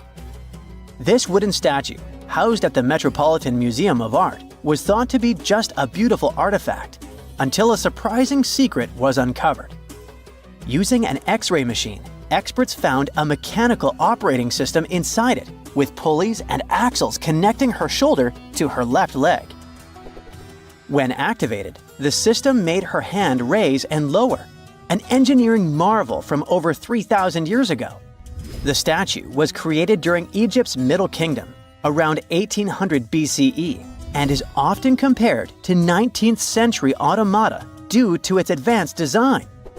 It's believed the statue was used in religious ceremonies, symbolizing Hathor's role in dance and music. An unexpected discovery happened in northern Kuwait, where a Kuwaiti-Polish team uncovered a mysterious 7,500-year-old statue. The statue features an elongated skull, no mouth, narrow eyes, and a flattened nose. This feature is thought to be an Ophidian figurine, named after the Greek word for snake, and it was likely made by the Ubaid culture, a civilization known for their pottery skills.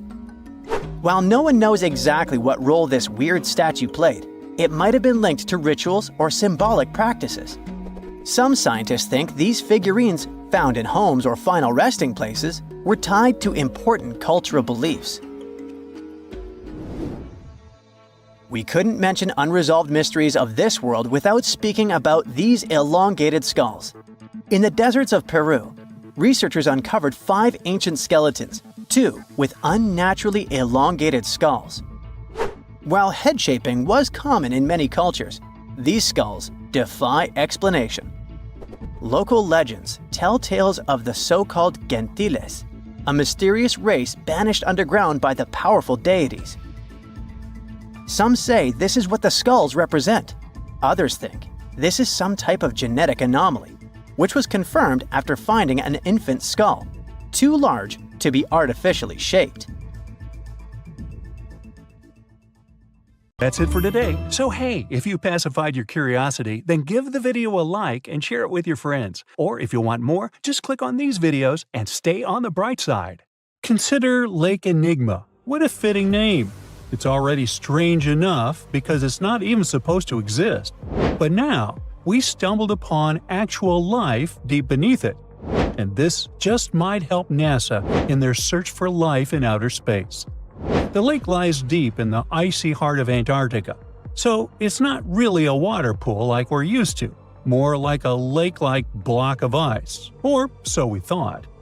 Just recently, Italian scientists discovered a secret that had been buried for ages, an actual body of water, and in this water, life is thriving.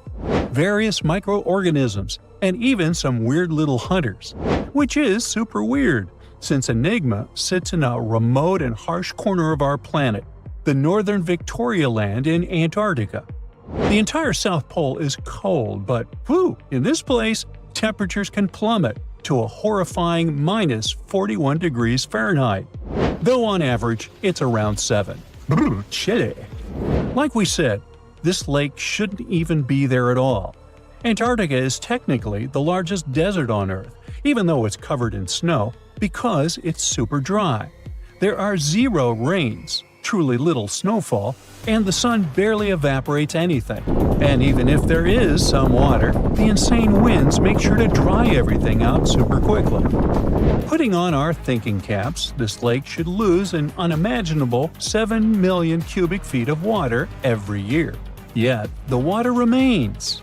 Why? No one knows. Scientists say there could be something deep underground that refills it constantly. They just have no idea what that might be. Maybe deep underground rivers, melting ice, or something else entirely. But hence the name, the Enigma Lake. The block of ice we mentioned is permanent and super thick, at least 36 feet of it, and that's higher than a 3-story building. So researchers decided to check out if there's anything beneath it. They used a so-called ground-penetrating radar, a super smart echo detector for the ground. This radar sends invisible radio waves into the Earth. When they hit something underground, like rocks, water, or anything else, they bounce back to the device. By measuring how long it takes for the signal to return and how strong they are, we can determine the distance and what exactly the radar hit. That's how animals like bats, whales, and dolphins can see underwater. And we humans stole this cool nature idea to research buried structures and hidden caves. Scientists used this device all over the Enigma surface. This way, they were able to create an entire map of this under-ice world beneath. The water itself wasn't surprising. It's the unique ecosystem in it that shocked them. Unfortunately, no secret monsters or extraterrestrial secrets this time. But there are microorganisms there that may not exist anywhere else on Earth. Somehow, these creatures have managed to survive in complete isolation and extreme cold. It's not that we don't know these microorganisms, we've met them before, just not exactly like this. There are a couple groups hanging out down there. The first one is Bacteroidota. They love breaking down complex molecules, especially in your stomach, and help digest tough plant fibers. They mostly hang out inside us, but in the outside world, we might occasionally find them in soils and oceans. Then Actinobacteriota, genius chemists among bacteria. They decompose organic materials and help the soil get healthier. They're also famous for producing antibiotics, so we owe a lot of our medicine to them. The third one is Pseudomonadota. These guys weren't a surprise. They're crazy adaptable. They can thrive pretty much anywhere, from soil to water to the human body. Some of them are good, helping plants grow and in nutrient cycles, but others can be opportunistic pathogens. Bad guys. But what is actually a surprise is that Lake Enigma has tons of passibacteria.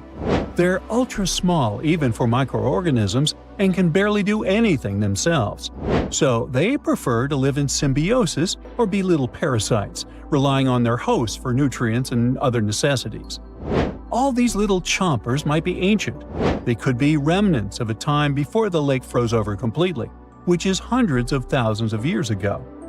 It's simply weird to encounter these bacteria in the Enigma Lake, especially the little parasites. Passibacteria usually love low-oxygen environments, but this lake is very oxygen-rich, not even mentioning an almost 40 feet of ice above. So all this means that even though we know who these guys are, this specific species might be new to us. They could have evolved with some unique adaptations and abilities using the lake's unusual chemistry. They probably rely on a super simple and delicate food web. Some of the microorganisms produce energy from light, well, whatever light gets down there, or the lake's chemicals. The symbiosis guys most likely survive by living on or inside their neighbors. Yep, these microscopic creatures hunt each other. Nope, things can't be peaceful even in a place like that. If we find out what their secret to survival is, we might learn more about chemistry, medicine, and even extraterrestrial life. Because if life can endure such extreme conditions, then it can probably appear pretty much anywhere, including our closest neighbors, Europa or Enceladus, the moons of Jupiter and Saturn. They definitely hide oceans beneath their frozen surfaces, and now there's a very high chance there might be some life there. Antarctica must be the closest thing we have to extraterrestrial exploration before we actually land on other planets. It's full of hidden mysteries and surprising creatures.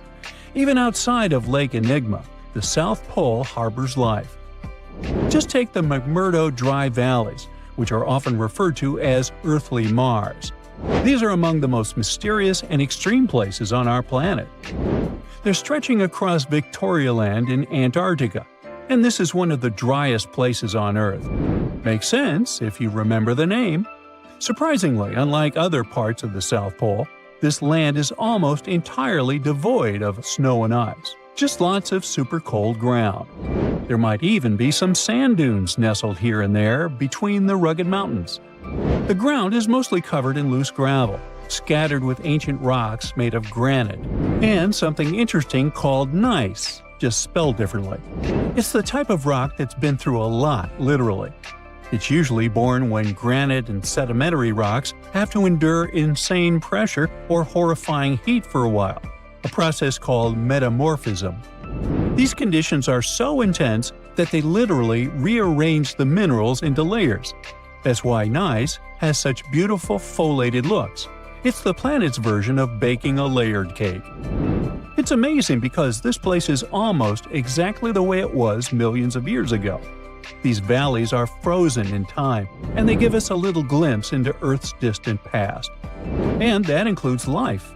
Once again, local winds are absolutely terrifying gusts of cold air racing downhill, and they evaporate snow faster than it can even melt. So, logically, you shouldn't find much water here, not even mentioning life. But somehow, you can still stumble across frozen lakes and saline ponds in the dry valleys. And local life stretches all reason and our understanding of biology. It exists inside the rocks themselves. Microorganisms are hidden in slightly moist cracks and crevices. Deep inside, there's endolithic bacteria. These guys are super chill. Instead of moving around like other microorganisms, they always stay put inside their little rocky homes. How do they survive? Through photosynthesis. Just like plants, they take teeny tiny parts of light that gets in crevices and acts like little solar panels, getting energy from the sun. Meanwhile, in another place, beneath the Taylor Glacier, there's bacteria that literally doesn't eat anything. Not comfort, not sunlight, not even oxygen. These guys rely on a diet of dusty rocks and sulfur to fuel their weird metabolisms. By breaking down sulfur and iron, they get energy to sustain themselves. This way, they easily survive in deep seas, at sub-freezing temperatures, completely cut off from sunlight, oxygen, and the world itself. This place is fascinating for both its life and the lack of it. In some parts of the valleys, like University Valley, yes, that's what it's called, the permafrost is so harsh that no microbes were found at all. This might be one of the only places on Earth where life appears to be completely absent, a quite scary idea. Anyway, now scientists are thinking about learning more about Lake Enigma and drilling this Mars-like environment, exactly for that reason, to see how we could get samples from Mars in the future. That's it for today. So hey, if you pacified your curiosity, then give the video a like and share it with your friends. Or if you want more, just click on these videos and stay on the bright side. Oh boy, scientists predict a volcanic eruption that is likely to be one of the most destructive in the history of our species. There's a 1 in 6 chance of it happening in this century, and it could seriously change the climate even more and put millions of lives in danger. Back in January 2022, the Hunga Tonga Hunga Ha'apai volcano erupted in the South Pacific Ocean, creating a huge explosion. It sent tsunamis all the way to Japan, North America, and South America. Tonga itself was hit hard, with damage costing nearly 20% of the country's entire economy. Now, researchers at the Niels Bohr Institute in Copenhagen have studied ice samples from Greenland and Antarctica, and their findings are worrying, predicting potential global volcanic disaster. They say there's a real chance of a much bigger eruption, a whopping 10 to 100 times larger than Tonga's. In the past, eruptions this size used to change the climate and even cause civilizations to collapse. Despite future volcanic eruption risks, experts say the world isn't prepared at all. Michael Cassidy, a volcanologist from the University of Birmingham, warns that no sufficient effort is made to handle a disaster like this. He says that NASA and other space agencies spend billions on asteroid defense. At the same time, a volcanic supereruption is way more likely than an asteroid impact. And right now, there's no global plan for dealing with a massive eruption, even though it's likely to be far more destructive. The last magnitude 7 eruption happened in 1815 at Mount Tambora in Indonesia. Then, thousands of people lost their lives in just a few days. The disaster also disrupted weather and caused food shortages worldwide, affecting millions. That eruption was the biggest in recorded history. It blasted a massive cloud of particles into the sky. Those particles blocked sunlight, cooled the planet, and caused worldwide chaos. The year after the eruption became known as the Year Without a Summer.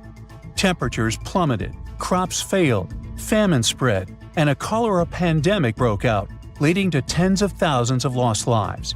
A shocking fact, the eruption may have even inspired Mary Shelley to write Frankenstein while stuck indoors during the unusually cold summer of 1816 in Switzerland. Now since then, many volcanoes have erupted, but none have matched Tambora's scale. Now, over 200 years later, scientists warn that there's a new supervolcano threat. Another massive eruption could be on the way, and the world might not be ready for it. So, while scientists seriously discuss the likelihood of the next volcanic eruption, experts are calling for urgent action to prepare before it's too late. So, the thing is, a massive volcanic eruption today could be even more devastating than the Year Without a Summer. Unlike back then, we're already dealing with all kinds of weather changes and a more fragile global system, which could make the effects even worse. Dr. Michael Rampino, a geological scientist, warns that the world is more unstable now, and it means that a modern-day mega-eruption could have even more severe consequences. But this time, greenhouse gases from fossil fuels may make the aftermath of such an eruption even colder instead of warmer. So we're talking about volcanic activity endangering humanity. Dr. Thomas Aubrey, a volcanologist, found that in a hotter, more turbulent atmosphere, the sulfur dioxide gas released by a volcanic eruption would spread faster and farther than in the past. This gas forms sulfate aerosols, which reflect sunlight and cause global cooling. Because these tiny particles would be more evenly distributed, they'd have a stronger cooling effect than in 1815. Another atmospheric scientist at Cambridge explains that the size of these airborne particles matters. It affects how they absorb sunlight. And in a future warmer climate, an eruption could make the surface cooling stronger by 15%. At the same time, there are still many unknowns. Scientists from the University of Geneva say that we're only beginning to understand the full impacts of such an event. It's also difficult to precisely estimate future volcanic eruption risks, since we have very little data on older eruptions. So, to understand past volcanic activity, researchers analyze ice cores from Greenland and Antarctica, as well as ancient tree rings. Those act as historical records of weather changes. These measurements suggest that several eruptions in the past few thousand years temporarily cooled the planet by about 2 to 2.5 degrees Fahrenheit. One of the most catastrophic examples is the 1257 Somalis eruption in Indonesia, which was so powerful that it likely triggered the Little Ice Age. It was a period of global cooling that lasted for hundreds of years. More recently, the 1991 Mount Pinatubo eruption in the Philippines slightly cooled Earth for a few years. Because this eruption happened in the satellite era, scientists were able to measure exactly how much sulfur dioxide was released and how it affected the atmosphere. But even with modern tools like satellites and seismic instruments, scientists still have difficult times forecasting the next big volcanic eruption. Luckily, even though we can't predict the exact timing, we can study worst-case scenarios to help authorities prepare. This includes creating evacuation plans and stockpiling food in case of global crop failures caused by volcanic cooling. The changes in weather patterns might make volcanoes more active. Melting glaciers can reduce pressure on underground magma, which will increase the chances of an eruption. Plus, more extreme rainfall, which is becoming more and more common, can seep into volcanic cracks and cause powerful steam-driven explosions. It can affect both active and dormant volcanoes. Because of these risks, researchers are now mapping volcanoes that are the most vulnerable to climate change. Their studies show that the highest supervolcano threat comes from such areas as Iceland, Chile, and Indonesia. Those are places where glaciers are melting quickly or rainfall is increasing dramatically. A 2022 study found that 716 volcanoes worldwide, that's about 58% of all known active above-ground volcanoes, could be triggered by extreme rainfall, increasing the likelihood of another mini ice age. Now let's get back to that Hunga Tonga Hunga Ha'apai eruption that occurred on January 15, 2022. Scientists have confirmed that it created the highest plume ever recorded. The volcano, located underwater in the South Pacific, sent an ash cloud 187,000 feet high. That's higher than any previously recorded eruption. What makes this eruption even more remarkable is that it was the first to ever reach the mesosphere. It's the third layer of Earth's atmosphere. The mesosphere begins at about 160,000 feet above Earth, where meteors start burning up and creating shooting stars. To measure the plume's height, researchers from the University of Oxford and RAL Space used data from 3 geostationary weather satellites. Before this, the record for the highest volcanic plume was held by Mount Pinatubo's 1991 eruption in the Philippines, which reached 131,000 feet high. Interestingly, this kind of measurement was only possible thanks to modern satellite technology, and a decade ago, no one would have been able to do this. Another volcano we should mention in relation to a potential global volcanic disaster is located on Iceland's Reykjanes Peninsula. Its latest eruption happened in November of 2024, leading to evacuations in nearby areas. The eruption began just after 11 p.m. with little warning. The volcano released orange lava from a nearly 2-mile-long fissure. Authorities ordered evacuations for about 50 homes and guests staying at the Blue Lagoon Spa Resort, a popular tourist destination southwest of Reykjavik. While air travel was not affected, officials still warned of potentially dangerous gas emissions spreading across parts of the peninsula, including the nearby town of Grindavik. Grindavik, home to 3,800 residents, has repeatedly witnessed volcanic activity, and past eruptions even damaged its infrastructure and forced evacuations. For example, in August 2024, a 2.5-mile-long crack opened at the Sunthunkangigar crater near Grindavik.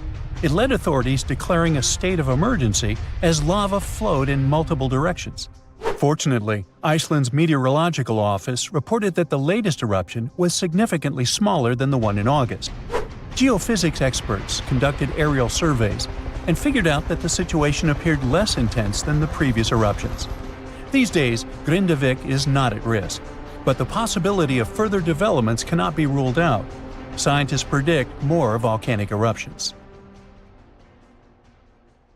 That's it for today. So hey, if you pacified your curiosity, then give the video a like and share it with your friends. Or if you want more, just click on these videos and stay on the bright side. So, you might have heard that Yellowstone National Park is sitting on top of a giant supervolcano. That's the reason why the area can boast powerful geysers and hot springs. But it also means that underneath Yellowstone, there is an enormous magma chamber. In 2015, researchers from the University of Utah found out that this chamber was much bigger than everyone had previously thought. They even found one more reservoir with magma under the top one. Apparently, the more spacious the chambers are, the more magma they contain. Together, the two reservoirs store a glob of magma that could easily fill the Grand Canyon not once, but 11 times. But you know the most worrying thing about the magma chambers? They tend to push against the ground above them. As a result, the land in Yellowstone rises about 1 to 2 inches a year. On top of that, Yellowstone has the status of an active volcano, and its volcanic explosivity index, yes, there is one, is 8 out of 8. Such a high number means that if this volcano erupted, it would be an apocalyptic event. To put it into perspective, the eruption of Pinatubo in the Philippines in 1991, which is considered the most powerful in living memory, was given a mere 6 on the volcanic explosivity index. Ha! Loser. Now, let's figure out if there's anything to worry about. In March 2023, the University of Utah seismograph stations recorded 354 earthquakes in the entire region of Yellowstone National Park. Sounds like a lot. But keep in mind that the most impressive event of the month was a mini earthquake of magnitude 3.7. It was part of a swarm of 106 earthquakes that began on March 29th and continued until the end of the month. Yep, earthquakes apparently also come in swarms, so be aware. Experts say that Yellowstone's seismic activity is, well, kind of more active than usual, but it's really nothing serious. A geophysicist working at Yellowstone Volcano Observatory called Michael Pollan claims that the volcano won't erupt anytime soon. For this to happen, there must be enough magma ready to erupt beneath the surface. Whew. There should also be enough pressure to cause this magma to rise. But neither of these conditions exist today. According to the expert, Yellowstone is stable now. At the same time, Pollan and his team are keeping track of all kinds of underground activity, looking for warning signs of possible eruptions. Some of them can be the frequency of earthquakes and ground deformation. Thousands of mini earthquakes, coupled with extreme changes in the surface of the ground in that area, can be alarming. The team also monitors the temperature of the park's thermal features. That's another noteworthy sign of a potential disaster. Park-wide changes in geyser activity, as well as gas and thermal emissions. So, despite the media claims that Yellowstone is due to erupt soon because the last eruption happened 70,000 years ago, that's not how volcanoes work. Experts say that it's one of the most popular misconceptions about volcanoes. They don't follow timelines. If a supereruption did happen, though, the most worrying thing for us would not be the lava flows, and not an earthquake that would most likely accompany the natural disaster. No, the worst consequence of such a supereruption would be ash and ashfall. Let's have a look at what it was like when the Yellowstone volcano erupted many years ago. There have been at least 3 supereruptions in the history of the volcano. The most powerful of them was 2,500 times more devastating than the terrifying eruption of Mount St. Helens in Washington state in 1980. As for the most recent supereruption, it was dubbed the Lava Creek eruption. It formed the Yellowstone caldera after spewing out an insane amount of dust, volcanic ash, and rock into the air. Recently, scientists have also learned about two other previously unknown supereruptions that happened around 9 and 8.7 million years ago. The younger of the two is now considered to be the largest recorded event of the whole Snake River Yellowstone volcanic province. Anyway, let's have a look at what was going on all those millions of years ago. Because I wasn't around then, so we're all assuming this stuff based on evidence. The first signs of the disaster appeared long before the catastrophe broke out. For thousands of years, the heat had been welling up from within the planet's insides. It had been melting rock beneath the planet's crust and leaving behind huge chambers. They were filled with a pressurized mixture of semi-solid rock, magma, water vapor, and different gases, including carbon dioxide. All this scorching underground soup was expanding since more and more magma arrived with time. The land over the volcanic system was rising upward almost unnoticeably. A year before the supereruption, Yellowstone gave a warning, a burp maybe, but that long ago there was no one who could interpret these signals. Plus, those alarming processes were mostly going on underground. For example, decompression releases gas bubbles. While bursting, such bubbles can often power particular kinds of eruptions. Months before the eruption, small-scale earthquakes became more frequent and more intense.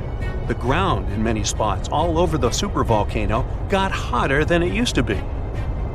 Surface lakes and groundwater also became warmer. If people had been around at that time, they would have noticed unusual steam fogging in that area. Not long before the eruption started, the growing pressure pushed the ground over the magma chamber up. This created a dome-shaped uplift. Narrow cracks started to open along the edges of this dome. Imagine opening a bottle of soda after you've shaken it. Something like that was happening near the volcano. Think Mentos and Diet Coke. The pressure was released through the fractures when gases were bursting out from under the surface. So right before the disaster, the ground around the Yellowstone volcano lifted. Geothermal pools and geysers heated up to boiling temperatures and got more acidic than usual. The magma started to rise toward the surface. At one point, the rock roof of the magma chamber couldn't resist anymore, and the eruption kicked off. Small but constant tremors began to move the ground days before the catastrophe. But the real shaking didn't start until several minutes before the eruption. With a deafening roar, a massive column of lava and ash hurled up into the air. Within several minutes, a pyroclastic flow rushed across the area at a hurricane-force speed. Such a flow is a liquid mixture of half-solid lava pieces, volcanic ash, and hot, expanding gases. It looked like an extremely hot, toxic snow avalanche. With a temperature of about 1,300 degrees, it was burning everything in its path. The volcano kept pumping ash for days on end. For all living creatures, ash fallout was one of the most dangerous consequences of the eruption. Volcanic ash turns into glassy cement within seconds of being inhaled. Most animals didn't have a chance to survive. Even thick trees started to collapse under the weight of this dense substance. It only took a couple of days until a thick layer of ash covered huge territories. After the ash got into the stratosphere, the temperatures all over the world started to drop. The eruption was rich in sulfur, which is an effective sunblocker. That's why it soon got so cold that there was no summer in the whole world for the next several years. Animals couldn't find food and clean water. This natural disaster, called the Gray's Landing supereruption, was colossal. That's how researchers described it in their recent studies. It affected a huge territory. The streams of lava enameled an area as large as New Jersey in scorching hot volcanic glass. It instantly sterilized the land surface, wiping out all the plant life that had been thriving there before. Now, if such an eruption were to happen these days, it would cover Colorado, Utah, and Wyoming with almost 3 feet of toxic volcanic ash. Many regions would be plunged into darkness. Even the coast, where most Americans live, would experience problems with the spread of the ash cloud. It would destroy crops and contaminate pastures, ruin power lines and electrical transformers. Well, so I'm sure you'll agree with me, it's a good thing that such a disaster isn't expected to occur anytime soon. Hey, we got enough other stuff on our plate. That's it for today. So hey, if you pacified your curiosity, then give the video a like and share it with your friends. Or if you want more, just click on these videos and stay on the bright side. Hey there, Earthling! If you think you're special because you live on the only habitable planet out there, think again. What makes a planet suitable for life? A whole bunch of factors, like the planet itself, its neighbors, and the star it orbits. A habitable planet is basically one that can sustain life, with things like access to water, energy sources, and nutrients. Earth, for example, is in the sweet spot, known as the habitable zone, where it can have liquid water on its surface. But just being in this zone doesn't automatically mean a planet is habitable. Factors like crazy levels of radiation can make a planet uninhabitable, even if it has the right temperature. So the bottom line is, we need water, something to orbit, and a set of nutrients of chemical origin that can be found in Mendeleev's periodic table of the elements or those funky snacks you buy. Look at this exoplanet called K2-18b. The term exoplanet doesn't mean that it's exotic. It just states that this planet is located outside the solar system. Most planets need to orbit something, unless we're talking about rogue planets that are basically planet-sized things floating around in space but not orbiting around any star or brown dwarf. Instead of our Sun, K2-18b orbits a red dwarf called K2-18. It's not your average star you can see with the unaided eye in the night sky. This one is hard to observe because of its low luminosity. K2-18b is indeed a planet far, far away. It's located 38 parsecs away from Earth. 1 parsec is somewhere around 19 trillion miles. Hey, you do the math. Hint, lots of zeros. K2-18b is a sub-Neptune, meaning that it has a smaller radius than Neptune. However, it's much bigger than our humble abode. It's about 2.6 times the radius of Earth. As for the weight, K2-18b is way chunkier than Earth. It's about 8 times as massive. It takes 33 days for this planet to go around its star, and it gets just about as much starlight as Earth gets from the Sun. This planet has a light intensity of 1.28 times greater than Earth and has an equilibrium temperature of 28 degrees Fahrenheit. Nope, it doesn't mean that K2-18b feels like New York in January. It only gives us an idea of the theoretical temperature put there. The planetary equilibrium temperature is basically the temperature a planet would have if it was perfectly balanced in terms of radiation. It's when the amount of heat leaving a planet is the same as the amount of heat coming in. Now, the trillions of miles that set us apart aren't a problem for potent telescopes, such as the Kepler Space Telescope that discovered this planet and the James Webb Space Telescope that is studying its atmosphere now. In 2019, scientists announced that they had found water vapor in the atmosphere of exoplanet K2-18b, which sparked widespread interest toward this outlandish world. 4 years later, the Webb telescope detected carbon dioxide and methane swirling in the air of this guy. Carbon dioxide is basically our best friend here on Earth. Humans need it to breathe properly and keep our blood pH in check. And plants love this stuff too, because it helps them make oxygen through photosynthesis. Obviously, we can't survive without it. Without methane either. However, this little gem got some scientists buzzing with excitement even more due to the discovery of some funky dimethyl sulfide gas molecules in its atmosphere. In 2023, scientists from the University of Cambridge spotted carbon-based molecules like methane and carbon dioxide hanging out on K2-18b with the help of JWST. This could mean that this exoplanet might feature a hydrogen-rich atmosphere and a watery surface. There's a potential whiff of dimethyl sulfide, or simply DMS, in the mix. On Earth, this stuff is usually linked to life, since it's normally produced by phytoplankton in the oceans. The fact that we're picking up hints of DMS on K2-18b is like finding a golden ticket in the cosmic chocolate bar. Hey, kinda gives you the willies now, doesn't it? Why is DMS so important, you ask? Well, it's a bit of a superhero on our planet, playing a crucial role in the sulfur cycle and even affecting our climate by helping clouds form. And spotting DMS on other planets could be a sign of life similar to ours. Looks like this planet is a nice spot with its not that rough temperature and all the right nutrients to keep us alive. So, what's your take on its overall look? It probably took the planet a good few million years to come together. While things might heat up deep down underground, it shouldn't make a big difference on the surface.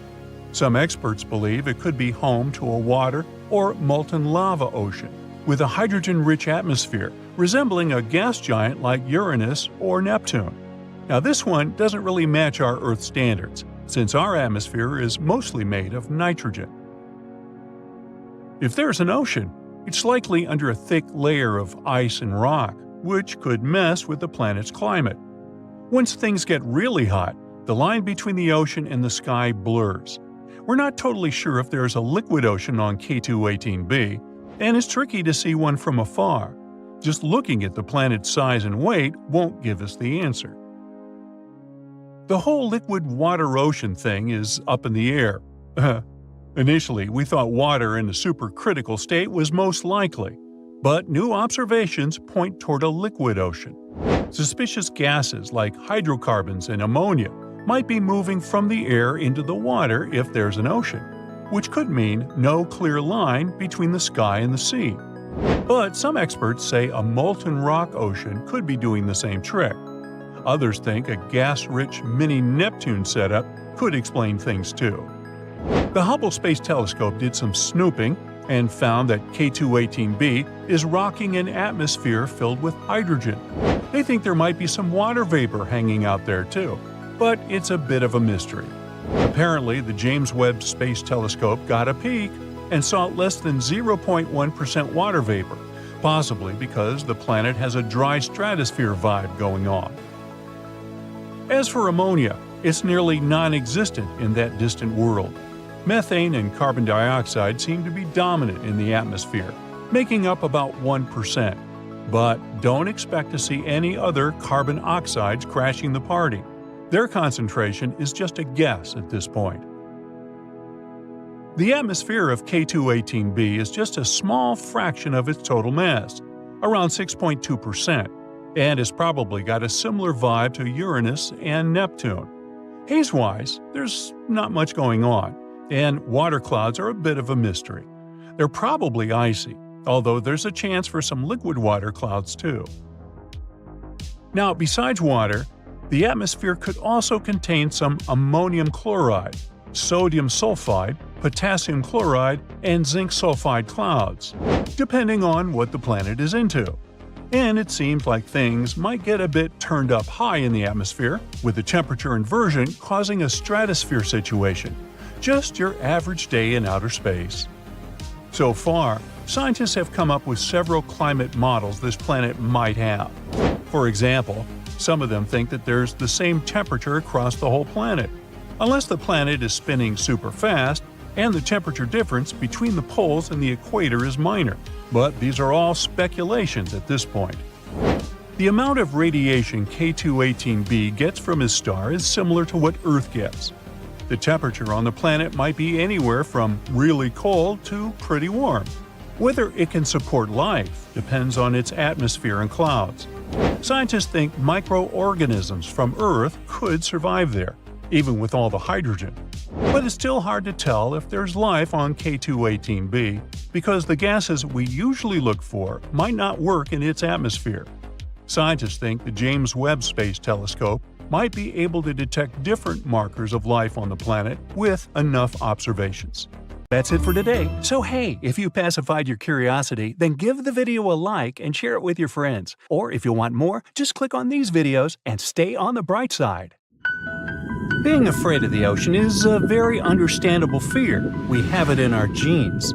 In the past, humans had to avoid certain dangerous situations, like big animals and deep bodies of water, in order to survive. Plus, we've only explored 5% of the oceans, so we never know what we can stumble upon there.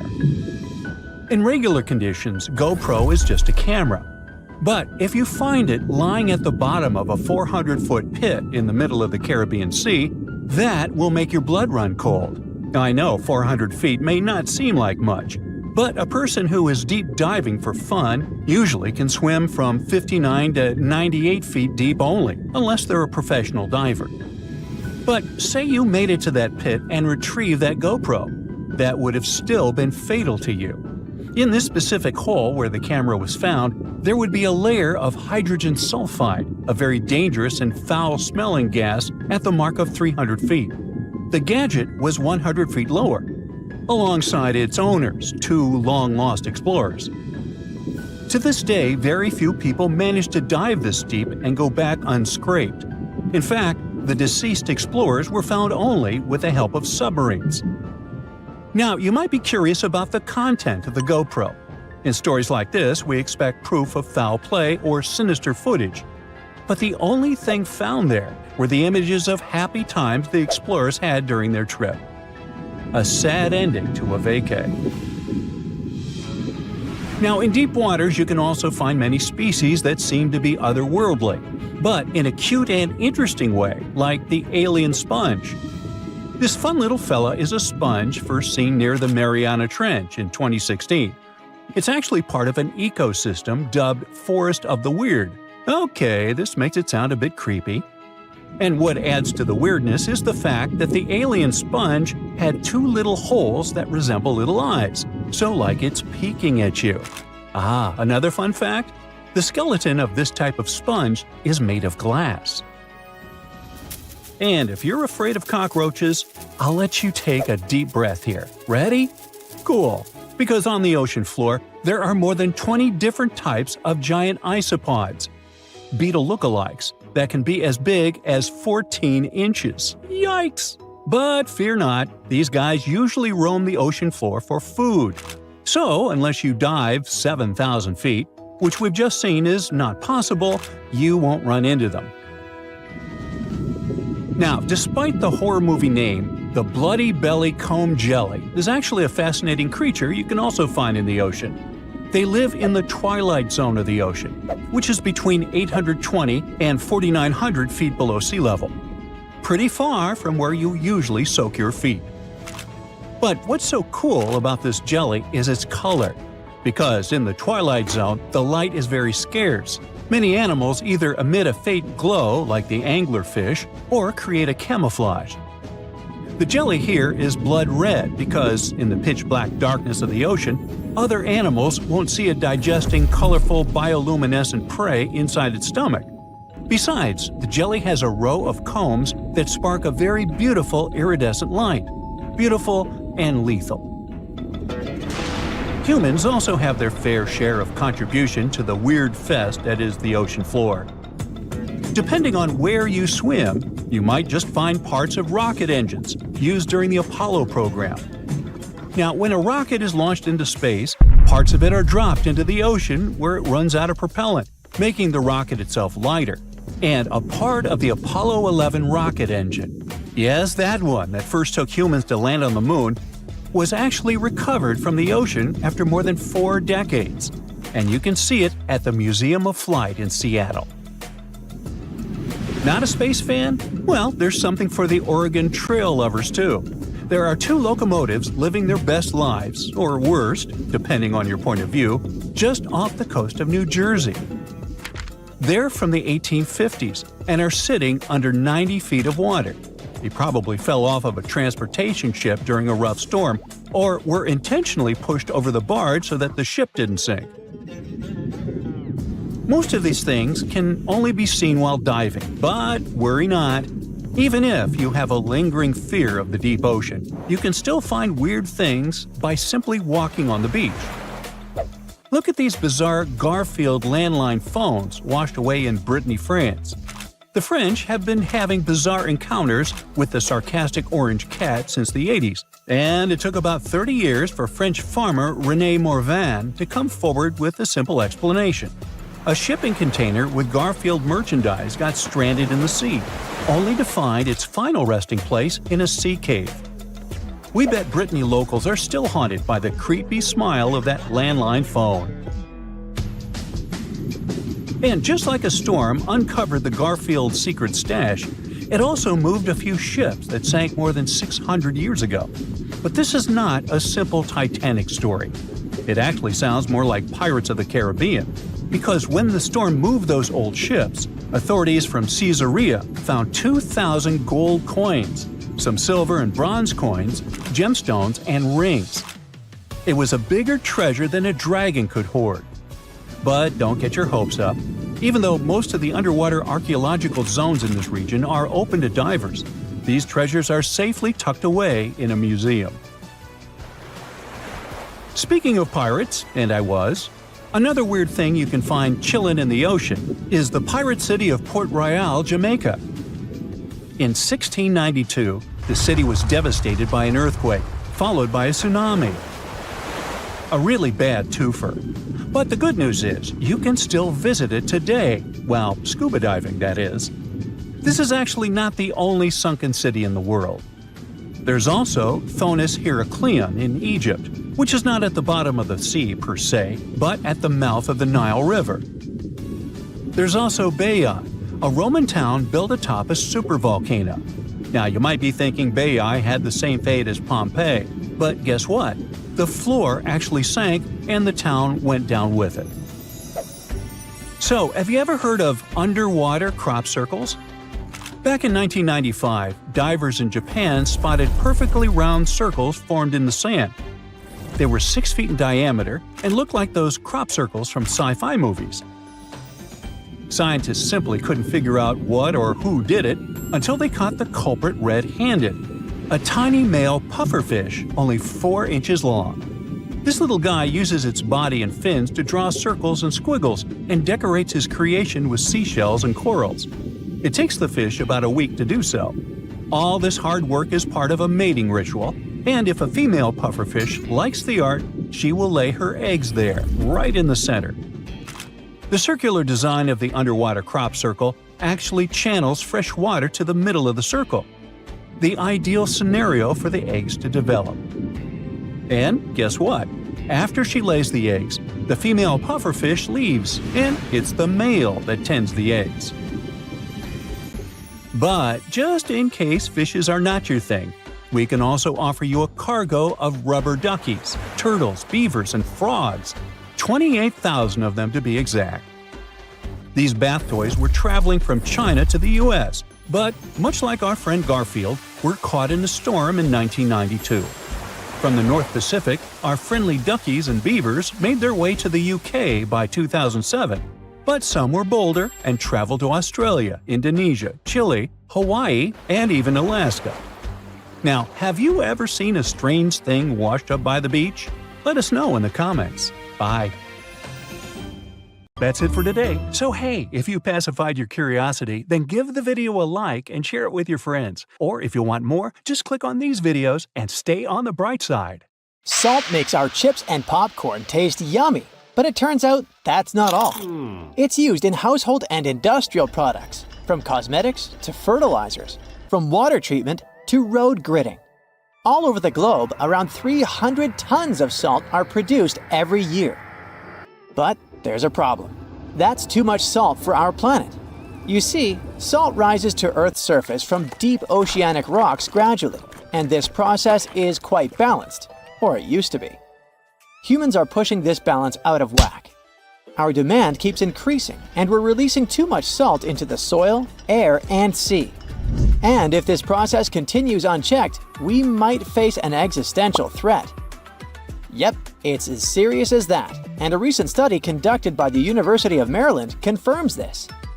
There is this thing called the natural salt cycle. It's existed for thousands of years.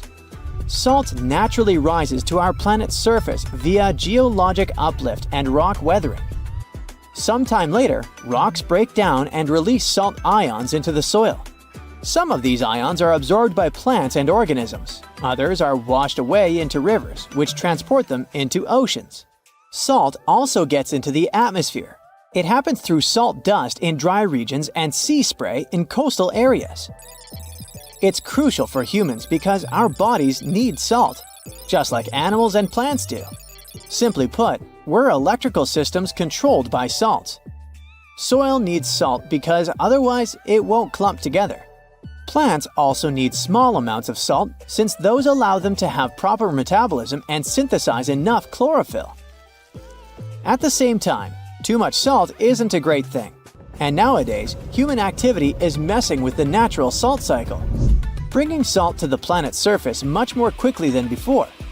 That's the conclusion researchers made after combining data from different sources, including the U.S. Geological Survey's Mineral Yearbook and global records of river compositions and salinity measurements. The main factor bringing about these changes is salt mining for food and other products. Then there are also acid rains. Those increase the rate of rock weathering. These and other factors speed up the generation of salt at the surface of our planet. At the moment, the concentration of salt in the world is too high. The soil, plants, and animals can't use all of it. Even worse, some essential species can't survive with all this extra salt. Their demise changes biodiversity and can lead to the appearance of invasive species, such as phragmites. Those are tall, reedy plants taking over coastal areas. Then, there's also zooplankton, an important ocean species regulating algae. It's extremely sensitive to salt. If this species starts to decline, it might mess with the world's food webs. Too much salt also turns farmlands into wastelands. Recent reports have shown that around 833 hectares of land are already affected. And that's the area around 4 times the size of India. In some countries, huge areas become infertile because of oversalination. Plus, excess salt is bad for our health. The thing is, all that extra salt gets into groundwater, making it too salty for human consumption. It's particularly bad for people with sodium-restricted diets. And I'm not only talking about table salt or sodium chloride. No, other calcium and magnesium-based salts are seeping out too, usually from the production of fertilizers and building materials. It's like a chemical cocktail of different salts coming from various sources, and scientists don't know yet the effects such a cocktail can have on us humans and our health. So, maybe now you're sitting and thinking, oh, it's time to cut back on my salt intake. Perhaps, but don't cut it all out. In the 1930s, Dr. Robert McCants from Cambridge University's Department of Experimental Medicine found 4 volunteers and asked them to go 10 days completely without salt. First, they had to sweat out the salt that still remained in their bodies, and after that, the scientists literally desalinated everything they were allowed to eat and drink. Soon after, the participants started to experience weird sensations. They realized that they didn't taste much flavor in anything they consumed. It got worse. Fatigue set in, and the volunteers soon got too tired to even eat. They began to show the signs of hyponatremia.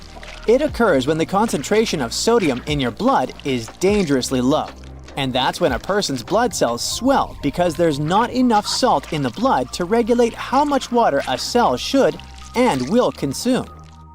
If this condition is left untreated, it can not only result in seizures, but also have much, much worse consequences.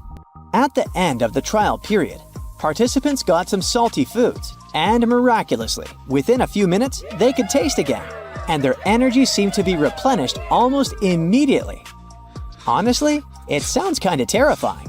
If that's what a mere 10 days without salt are, imagine what catastrophe it would be if salt just ceased to exist. We wouldn't be able to last long, that's for sure. And it would be a never-ending drama, not only for us, but for plants and animals too. They need salt as much as we do. If our oceans suddenly lost all the salt, it would wipe out all underwater algae, cutting photosynthesis on Earth almost in half. Land-based plants would follow suit. So, soon after the disappearance of salt, we'd face a huge issue. Too much carbon dioxide and not nearly enough oxygen, our climate would start fluctuating between extremely hot and cold temperatures, and hurricanes would become insanely powerful and super destructive. Luckily, we still have salt at our stores, and the natural salt cycle might get more or less stable again. By the way, humanity has known of and appreciated salt for many centuries. For example, it was used as offerings and to preserve mummies in ancient Egypt. It was a valuable commodity traded between the Phoenicians and their Mediterranean empire. In ancient China, people knew of more than 40 types of salt and used it for medicinal purposes. In medieval continental Europe, Venice gained power through its salt monopoly. The production and transportation of salt led to the appearance of new cities and the construction of roads. Salzburg, the city of salt in Austria, is a great example of that. Even these days, salt continues to surprise us. For example, recently, researchers from the University of Miami Rosenstiel School of Marine and Atmospheric Science have discovered rare deep-sea brine pools in the Gulf of Aqaba. That's a northern extension of the Red Sea. Those salty underwater lakes are likely to hold secrets about the way oceans on Earth formed all those millions of years ago. They might also give us some clues to life on other planets. Brine pools are some of the most extreme environments on Earth, and still, despite their ultra-high salinity, somewhat exotic chemistry, and total lack of oxygen, they're teeming with life. Researchers have even found bioactive molecules with potential anti-cancer properties in brine pool microbes in the Red Sea. These super salty zero-oxygen brine pools are located close to the coast and might preserve information on tsunamis, earthquakes, and flash floods that took place in the Gulf of Aqaba thousands of years ago. Salt has even made its way into space. Well, kind of. You see, the moon is like a comet soaring through the cosmos. Our natural satellite is followed by a slender tail consisting of irradiated matter, and our planet passes directly through this tail once a month. Well, according to a study published in the journal JGR Planets, this lunar tail is made of millions of sodium atoms. And as you already know, the chemical formula of salt is sodium chloride. Those atoms get blasted out of the lunar soil by meteor strikes and then pushed thousands of miles downstream by solar radiation. For several days a month, when the new moon is located between Earth and the Sun, the gravity of our planet drags that sodium tail into a long beam, which wraps around our planet's atmosphere. The tail itself is harmless and invisible to the unaided eye, but during those new moon days, high-powered telescopes can detect the faint orange glow of sodium in the sky. That's it for today. So hey, if you pacified your curiosity, then give the video a like and share it with your friends. Or if you